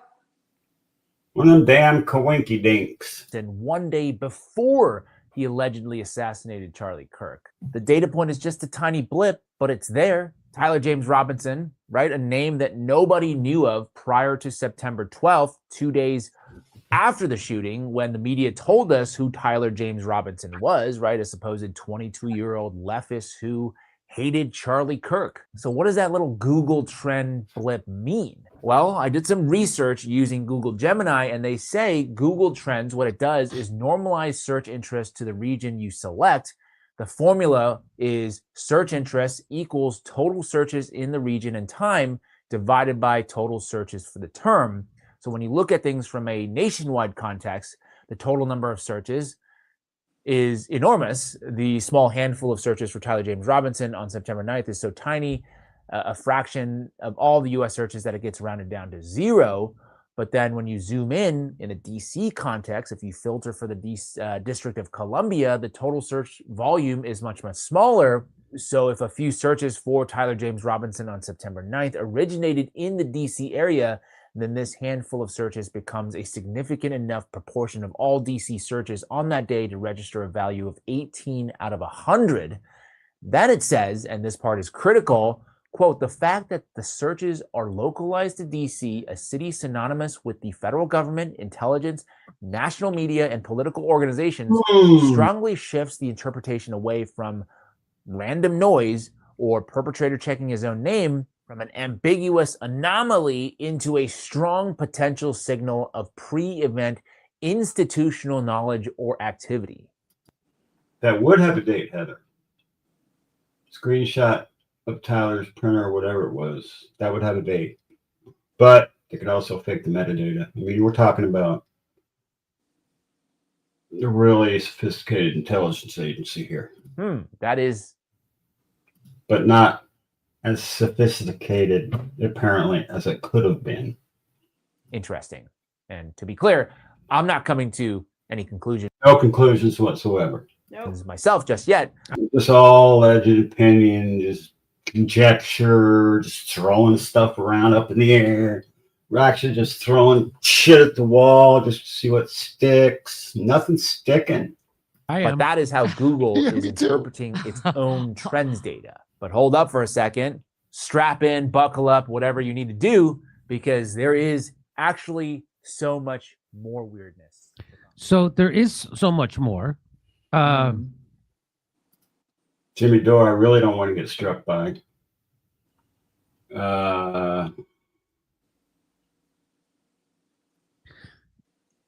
Check this out. So this is the guy who cracked this originally. This guy, Baron Coleman. I don't know if his name is. it looks like Bear. It's Baron Coleman. Baron. Like Baron Coleman is the one that did these searches before they changed the algorithm. Baron Coleman, maybe that's it. Oh, Baron Coleman. Oh. Yeah, I think so. And isn't it weird that this is the only Baron we've ever heard of, except for Trump's kid and Baron von Richthofen from World War I? Anyway. Baron Munchausen. So here's another bombshell. Watch this. Turn up the volume on this one. So Israeli and Washington, D.C. IP addresses conducted unique Google searches of Timpanogos Regional Hospital. So they took Charlie Kirk not to the closest hospital with the trauma center. They took him to this farther away hospital with a regional hospital without the trauma stuff that they had at the place that was closer. Isn't that interesting? No sense. That is interesting, huh? That makes zero sense, and they would never. An ambulance driver would never do that. They would, especially with a gunshot wound, they would go to a trauma center. I don't think he was in an ambulance. How did he get there? From the security guys in the old SUV. I wonder how far away it was. I would like to find out where the trauma center is and where this hospital is in relationship to where he was. Okay. You want me to find out right now? No. No. We We'll can find report out. on that later, maybe. And so this Or guy maybe does. somebody in chat can do it. We only have 8 people watching. I I don't know know. if we'll have a volunteer out of all those numerous subs we got. I know. Well, if anybody in chat wants to look where Losi Center is in relationship to Timpanogos Regional. Timpanogos Regional Hospital versus the I trauma bet you center. there's only one hospital in the world named Timpanogos. Right. I'm just curious where the trauma center is.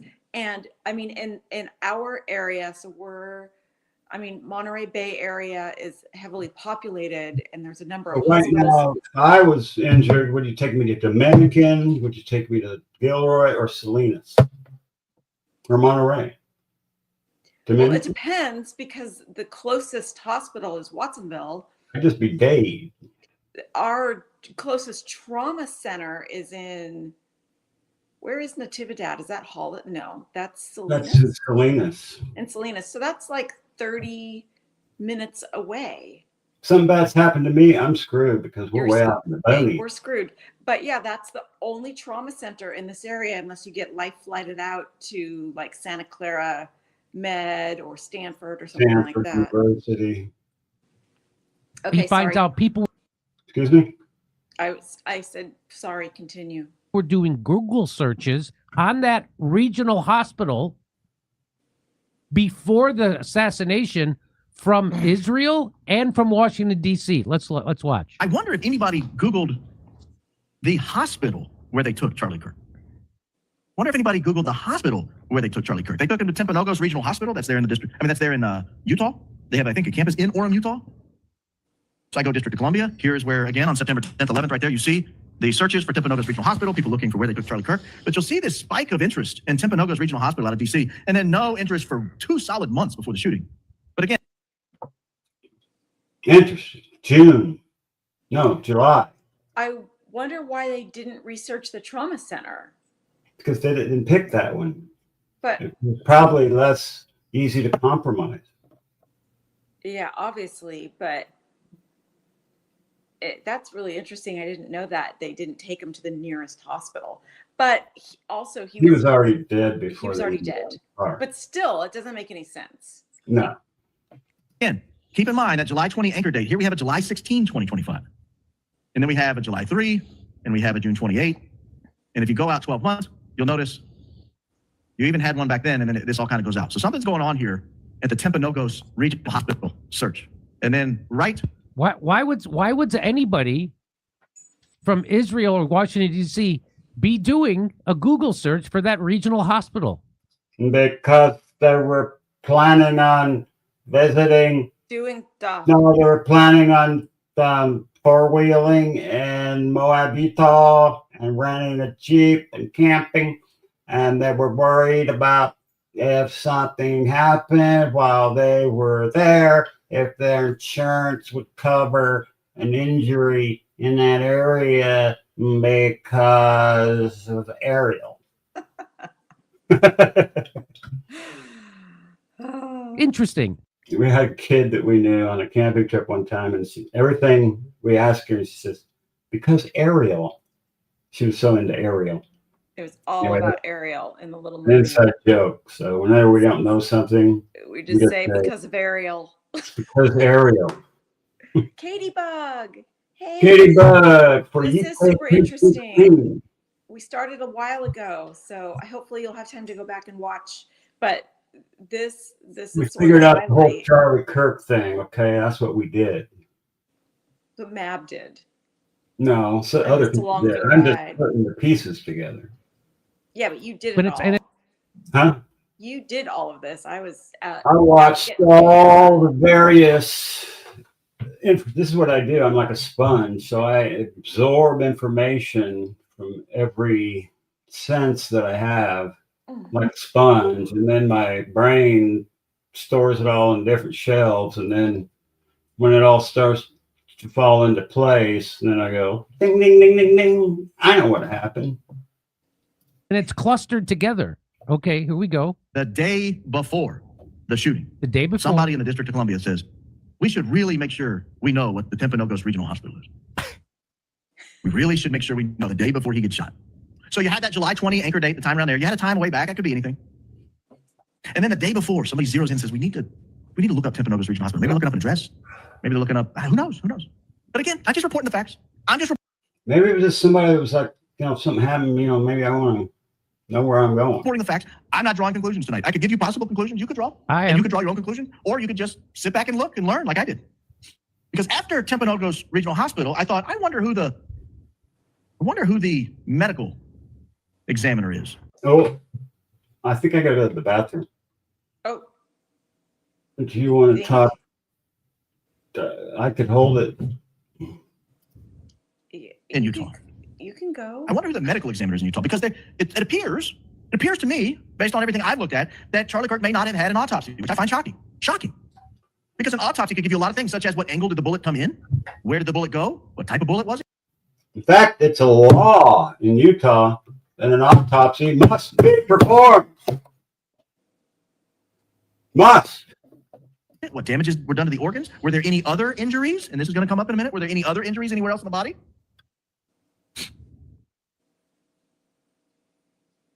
And by the way, so there's speculation that there wasn't an autopsy. Now, I know by law there has to be one. And of course, they don't have to release it to the public, but they do give it to the family.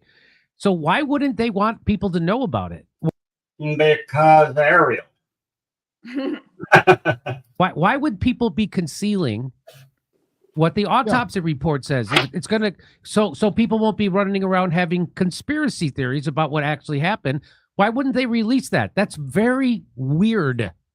Even JFK. Didn't Dr. Bodden, well, that's where we got Dr. Bodden from the JFK thing. Yeah, well, if it's important to have the same basic corner that stands by the official JFK narrative. So that little thing that MAB showed you guys was the projectile that they are claiming did Charlie Kirk in. No, I this don't is think so. smaller. This is I smaller. don't think so. That thing's huge. About the size of my finger. Hang on. I want to do something. I'm coming in. Your fingers are probably twice as long as mine. My finger is probably as long as your big toe. Here. 3 inches, I said. Two and a No, quarter. start at the 0. Oh. It's 3 inches. Yeah, 3 inches. Just That like I thing's said. 3 inches long. That The bullet is 3 inches long, not me. Okay. I'm at least double that.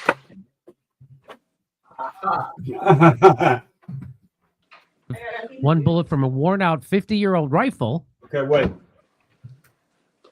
All right. Is what they're saying. Here we go. Let's keep going. And so I wondered who the medical examiner was there in Utah. Who was and the I looked her up. medical She's a woman named examiner? Deidre Amaro. And she was looked up, but this time not in the District of Columbia, but in Israel, which I thought was very strange. June 30th of 2025. So around that same time, when someone from Israel and Washington, D.C. were Googling that regional hospital that they took Charlie Kirk to, they were also Googling the medical examiner. What? From Israel. What? Okay, here we go. In Israel. And we already know for a fact this is not a lone gunman, because that guy Zinn immediately dropped his pants and said, "I killed him. Don't shoot me." We're going to get to Zinn in a minute. Do something while I go. Do something. Mab's got to go to the little boy's room.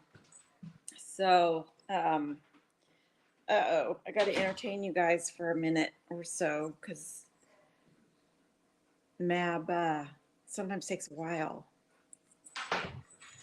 Got a dog over here. Oh, poor Lucas. He's such an old man, and sometimes he can barely get up. His poor back legs are getting so weak. He's going to be 14 next month. We've got birthdays coming up next month. So the dog's birthday's next month. I don't know the date because he's a rescue. and the POS that had our dog before us was super neglectful, and he didn't even know the darn dog's birthday. My birthday is next month, and MAB's birthday is next month. And then in December, our wedding anniversary, and then we got Christmas, and then January, baby MAB has a birthday. So these next couple of months are busy for us, and the holidays. Whew, I'm tired just thinking about it.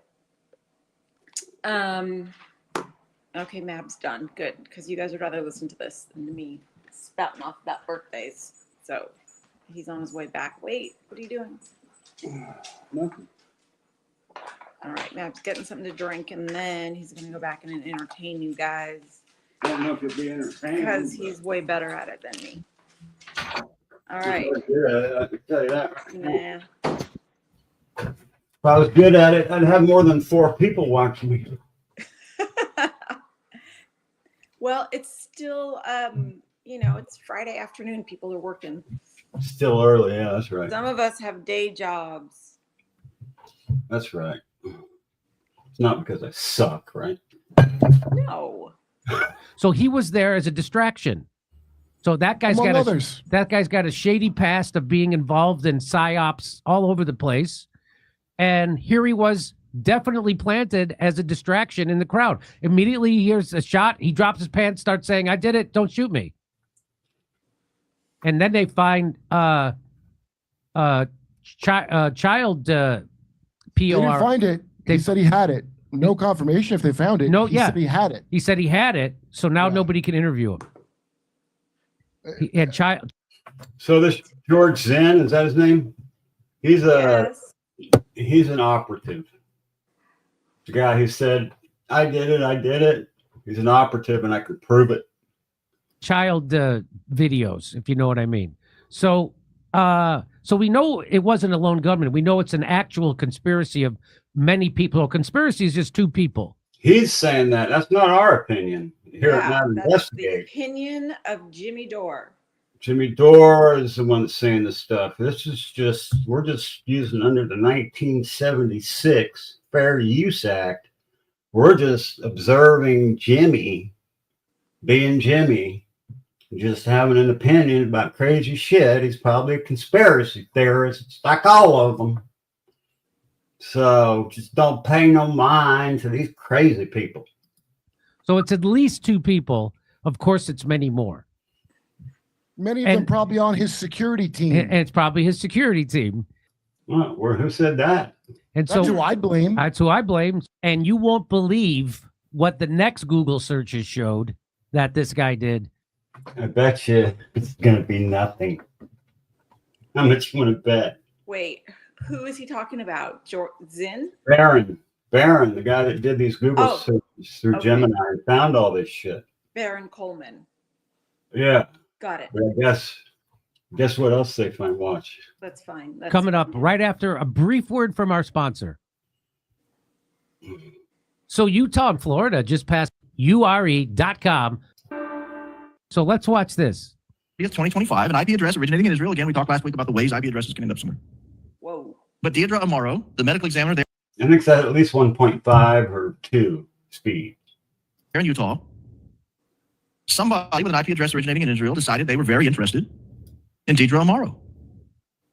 Lest you think I didn't check, the reason I'm not showing you others, go to the District of Columbia, for example, not there. They disappeared? You can even go to Utah and see. Not there. Nobody? So if it's not in the District of Columbia and it's not in Utah, this is not a very common search, is what I'm pointing out here. Yes. Not a very common search at all. But there it was in Israel. So I thought, that's weird. That's weird. That is weird. So I press on. Press on. All right. This one gets a little deep. This one, if you have a 5-point safety harness in your seat, you might want to go ahead and fasten it. You will have full access to your entire seat. You will only need the front edge for this one. Buckle up. This one took a little research. I was very curious when the Talking Points USA spokesperson came out and said they had spoken to the surgeon, but didn't give the surgeon's name. So I thought, who's the surgeon? Who's the surgeon? Again, this is the surgeon who looked, according to the Talking Points USA spokesperson, who seems like a nice guy, not knocking him at all.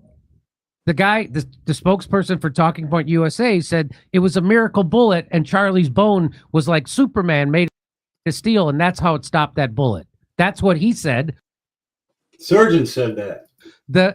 The surgeon said, didn't name the surgeon, so he's going to find out who that surgeon is. Only doing his job, relaying the message that he was given from the surgeon, just letting the world know about it. Fine with it. This is the guy who said, hey, Charlie's made of steel. This bullet would have normally gone through almost anybody, but Charlie's made of steel. But not They didn't Charlie. get the surgeon's name. And again, remember, Deidre Amora, they didn't do an autopsy, I don't think. At least that's the news on the street. They didn't do an autopsy. So I go and I get a list of all the surgeons I can find at the Orem branch of Timpanago's regional hospital. And I think, could anyone have looked up any of these people? The first surgeon I could find was a guy named Stephen Nealman. Stephen Nealman. Remember that date, July 20? This is July 18th. Same day. This is July 18th. That's crazy. Stephen Nealman. We saw this. July 18th, 2025. Okay, so we pretty much nailed down that the searches were done, how they were done. Right. So the medical examiner in June, the See, in Israel, surgeons and now in we July. find out they're Google searching the surgeons at that region. Yeah, we found that. Hang on, I'll be right back. All right. And claims he found the bullet. And then signed the death certificate, and there was no autopsy. And people may have been searching the surgeon. So, no way the FBI could get these text messages, right? Of course, that didn't happen. Of course, that didn't happen publicly because they wanted you to see it and they wanted everybody to see it. They wanted to send a message, and this is beyond weird and coincidental. And so we know it was more than one person involved for sure. We know that the FBI and Kash Patel are lying about this for sure. We know the governor of Utah is lying about this for sure. Nobody believes, oh, wait a minute. I'm a 4.0 student. I'm one of the smartest guys around. I just did a public assassination. Let me text my lover and give the step-by-step. Jenny. Is this Tyler? Is he this 4.0 student? Yeah. Damn. This is furry little buddy. He's texting his furry little friend. Count of everything I did, because there's no way the FBI could get these text messages, right? Of course that didn't happen. Of course that didn't happen. Of course that was manufactured. Has anyone looked into the other shooters we've had in that are mysterious, such as the guy who shot Trump's ear? Have we done the same? All right. We get the picture. We got the picture. It's just a conspiracy. The people are making it up. Nah, couldn't it be? Tyler dropped out, says Heather, whatever. And let's find out. You remember the old guy that dropped his pants and said that he did it? The old Why would crazy you drop guy? your pants? Because I don't know. That's weird.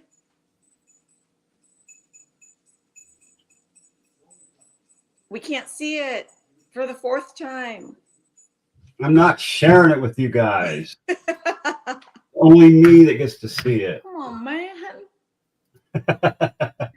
All right, I gotta feed the dog. Oh no, wait. We're almost done. Okay. He really wants to eat. We got time. His death, an act of a deranged lone gunman, or perhaps a dark conspiracy to eliminate one of the most influential political operators in America. And one of the keys to finding that answer is this man, George Zinn. On the George Zinn. That crazy guy. Yeah, he did have a hollership scatter. A what? He had a hollership scatter. I mean, he had a scholarship, Heather. See, I must be dyslexic or dyslexic or something. day of Charlie Kirk's assassination, immediately George Zinn gets up and says, I did it. And he kind of gets dragged. Well, apparently George Zinn had to receive medical treatment following that, little fracas. And he told multiple nurses and doctors that he did it because he was being paid to do it. He said he had not been paid yet, but he was going to receive payment. He didn't know from who. Really? Oh, sure. That's just crazy. Cray. That's interesting. Decoy boy told medical staff apparently he was just singing, just telling everybody who would listen that he did it because payment was going to be promised to him if he did do it. What does that tell us? Well, Candace, what that tells us is that this reaction that he had immediately after Kirk was publicly executed, standing up and waving his arms while everyone was ducking down like a normal human being, that was not an accident. Those are the actions indicative of someone who was exactly where they were supposed to be, and perhaps, as she claimed, paid to be there. Come on, man. Come on, man. The mainstream media has already confirmed part of the story here for us. Quote, a 71-year-old man who was briefly detained moments after the assassination of Charlie Kirk tried to help the suspected gunman escape by faking a confession, authorities say. Utah County Sheriff Michael Smith said George Zinn admitted to the police that he had yelled that he was the shooter to allow the actual suspect to flee. I thought that this guy was a plant from the very beginning. I had this whole thing figured out in 5 minutes, but I just needed to find the proof. Evidence. Why would he do something like that? Did someone pay him like Candace is claiming? And if so, who?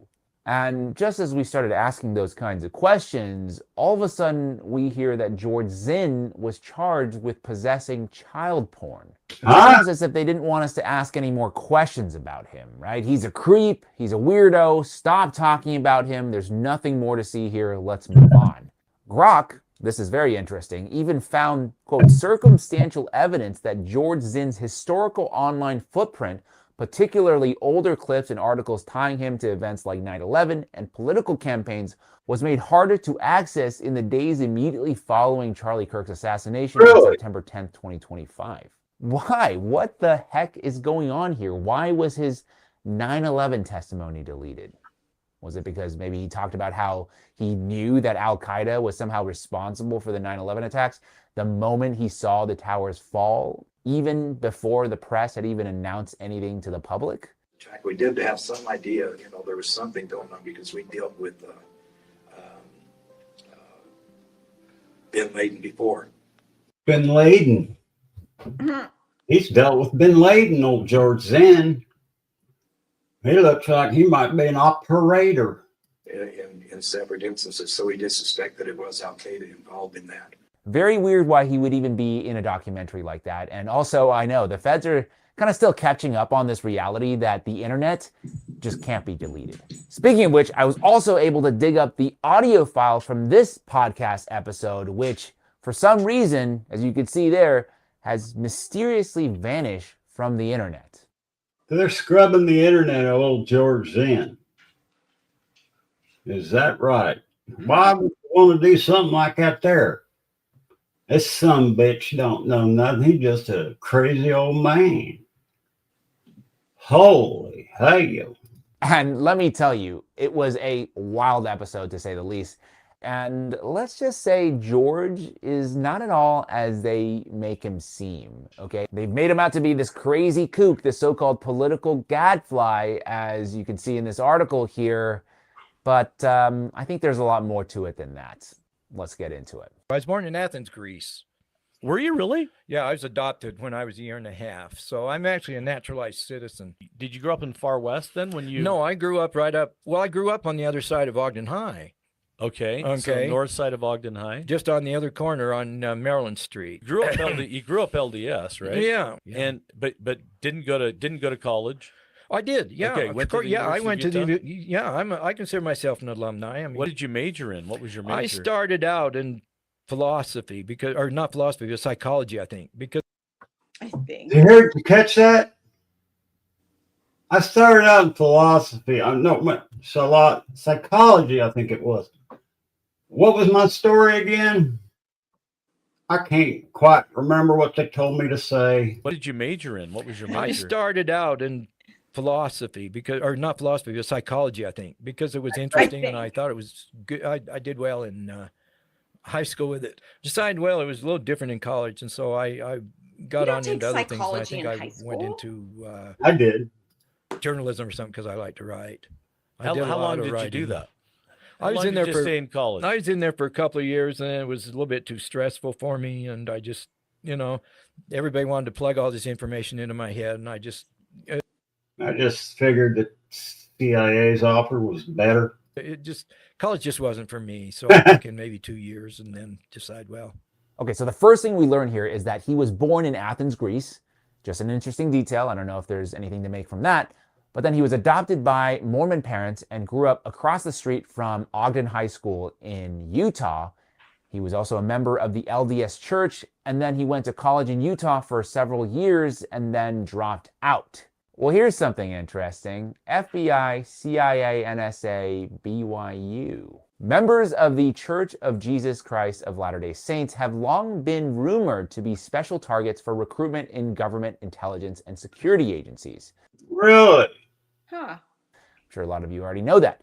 A 1981 Associated Press news story reported, quote, the CIA does some of its most successful recruiting in predominantly LDS Utah. I wonder why.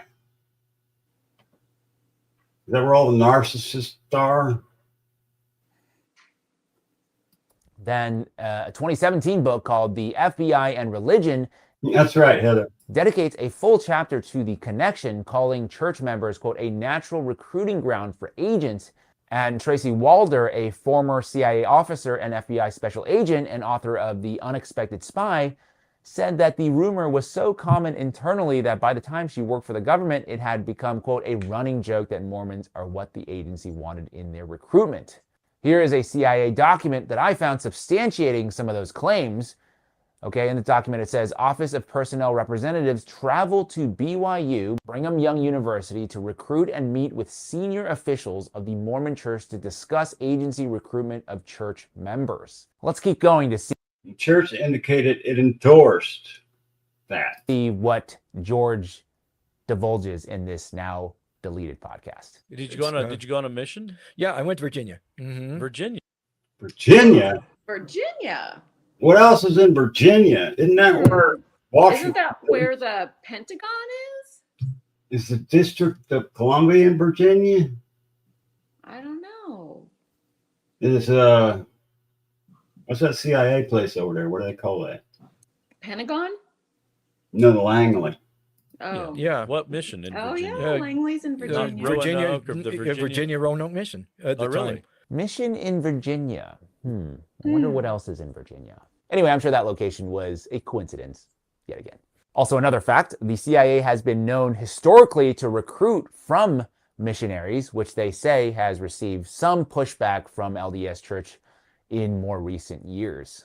I guess they really didn't appreciate the CIA coming in and infiltrating their community, but that's another story there. For our purposes, in terms of George Zinn, we now have 2 points of possible intelligence recruitment: his time in college and also his years as a missionary.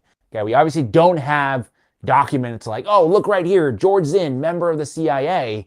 But what I will say is that, boy, has he really been everywhere. But you've been But I'd go to anyway. every national convention. I've been to at least 10. But I couldn't, it's interesting. I usually could get into most of the I could talk one of the delegates into a credential, and they'd let me in. You've been on the floor of more conventions than most Republicans will in their lifetime. Oh yeah. Who's the most famous person you've got on your? Now that's a interesting question. Okay, I got a lot of interesting people. Okay. I had to go to do my thing in the men's room. Yeah.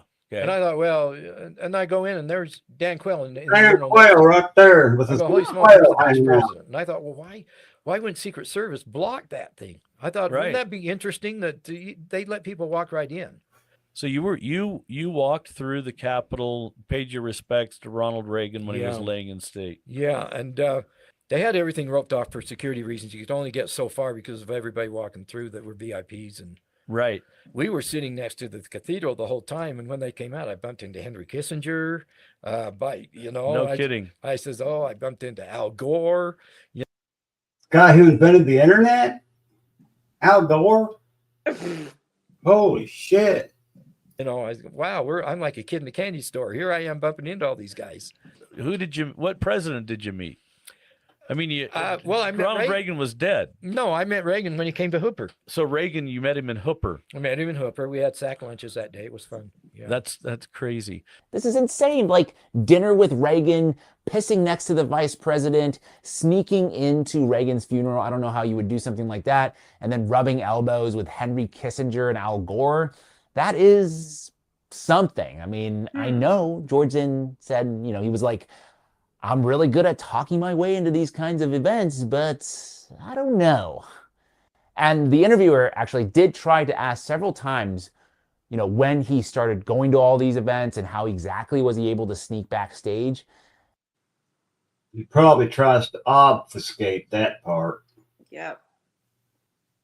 Why do I have so many few viewers? Nobody likes me, honey. That's I thought by bringing you on that somebody would watch. No, I'm not helping you. You can do just fine on your own. I don't think I'm doing just fine. I need to start studying this stuff here because this is just way out of my wheelhouse. Well, I also think the timing, 3 o'clock on a Friday is not ideal.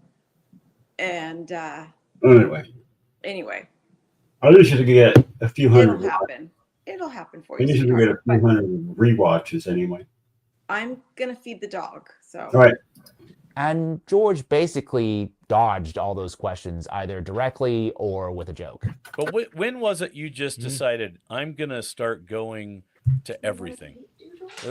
I don't know, when my mom kicked me out of the house and wouldn't let me in, So mom. No, that's a joke. That's a joke. You got to know that I don't answer questions. I just lollygag.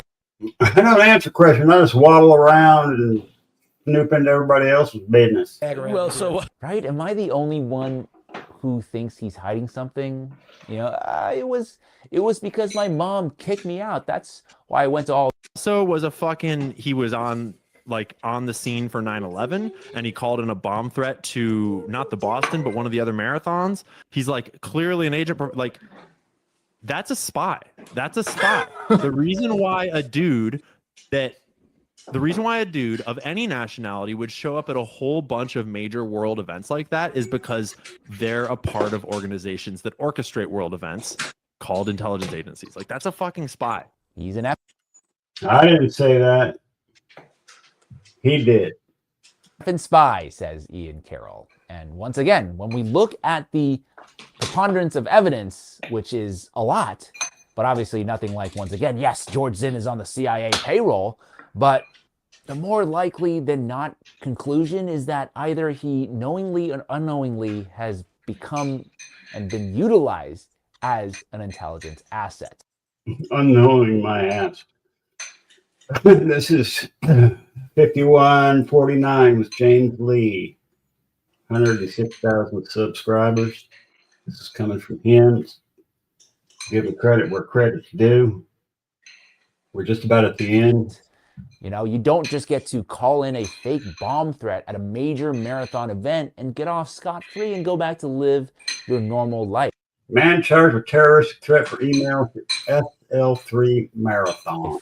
No, somebody on the inside is looking out for you. And this is my conjecture here coming up, but up to the point of Charlie Kirk's assassination, George was the media colludes with the government to subvert. But up to the point of Charlie Kirk's assassination, George was likely more useful to them in the wild than behind bars. The last thing I'll say is this whole ordeal, they're calling it the JFK of our time, has taught me so many lessons in recognizing the ways in which the media colludes with the government to subvert the truth. No, I can't believe it. I've never. The hanging chads. I remember that. I protested the hanging chads controversy in 2000. So did I, Heather. Pregnant chads. They weren't hanging, they were pregnant. Interesting details here, Mabs. By the way, your wife's gorgeous. She didn't need to fix anything. She doesn't need to be fixed. I like her just the way she is. She is my world. Well, We're each other's world. We love each other, and we have the best time. That's right.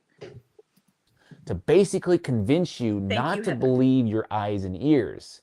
But newsflash, it's not 1963 anymore. It's 2005. And the people know that there's something going on. We may not know 100% right now, but you better believe we're coming after the truth, and it will come out one in the next one. I see this operation that we're sending like 5 soldiers to the Missionary Training Center in Provo, Utah, and then to the Language Training Center to learn to speak a language. And then we're sending them into the field as Mormon missionaries to spy on the populace, to also establish relationships with church members there that could support clandestine and covert military operations. Damn. Huh. What do you think about that live? We've just been on for 2 hours, 15 minutes, and 45 seconds. That's a long time. I'm starting to get a little bleary-eyed.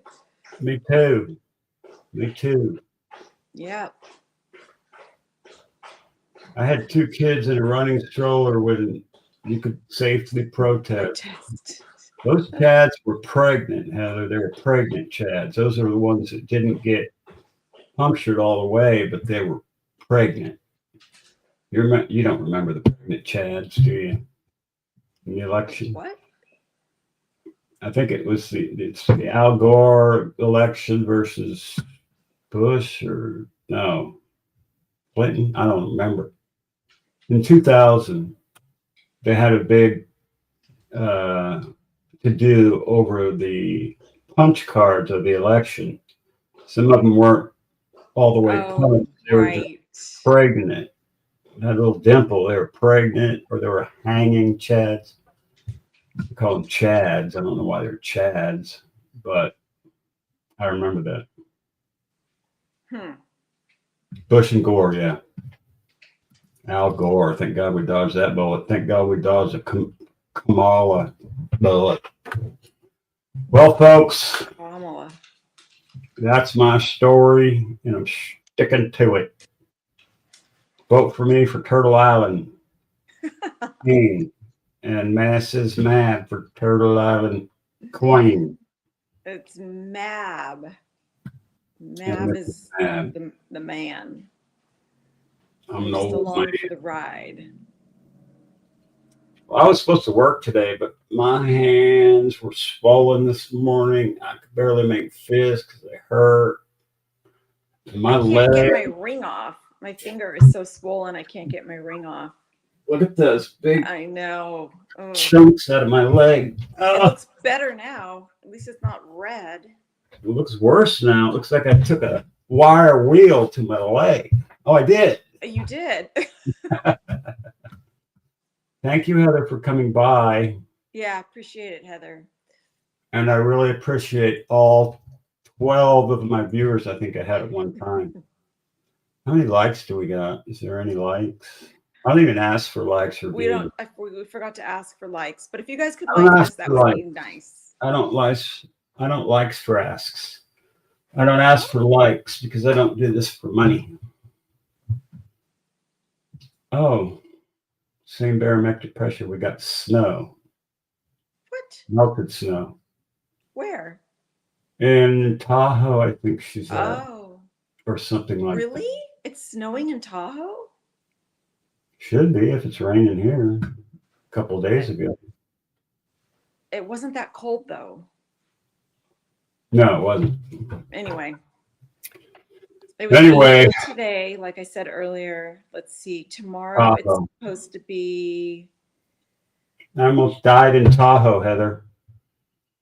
I was at North Shore. Tomorrow, 80. Really? Monday, 78. And then by next Sunday, it's going to be down to 64. So fall is here. Yeah, late October is one of our hottest and coldest times of year. And I got 10 cords of wood to split. How am I going to do it? I'm an old person. Honey, you have your splitter. But how am I, old people, how am I going to do it? I can't do it. I'm too weak. Stop. See, you sound like your dad when you do that. I know I can do it. North Star. Yeah, I remember the North Star. Snowboarding. I snowboarded a lot of places up there. Last time I snowboarded was with me. Yeah, was that The no? squaw.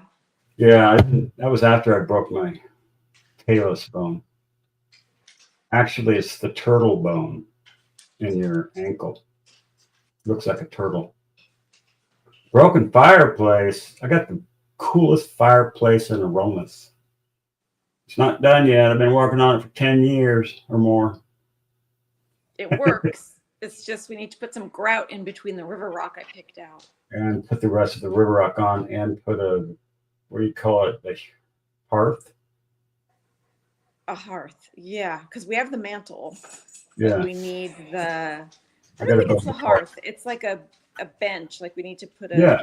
a sitting area right in front. Yeah, but I want to be Now the able dog to. wants to go out. Hold on. You want to go outside, Bubba? I want to build a bench on the fireplace that you can sit on without getting burned up, being too close to the fire. So I have to put steel into the masonry so that I can put the rock farther out. But I have a plan on how to do that. I even have the fasteners laying over there. I do weird things like projects. Like I'll just start doing a project and then not touch it for 7 years and then start working on it again. I'm kind of like that. I finished the chipper though, and I got the trailer almost done. And you finished the wench. Not I the wench. finished the wench. The I thought you were the wench. Oh, that wench. Crane. Crane. Thank you. The wench is part of the crane. Right. You knew what I meant. Yeah. Yeah. Anyway, you guys, we are out of here. The sun is blinding me over here. We are So- out like sauerkraut. We are out like sauerkraut, MAB Turtle Island. I hope the oxygen doesn't get sucked out of the game again.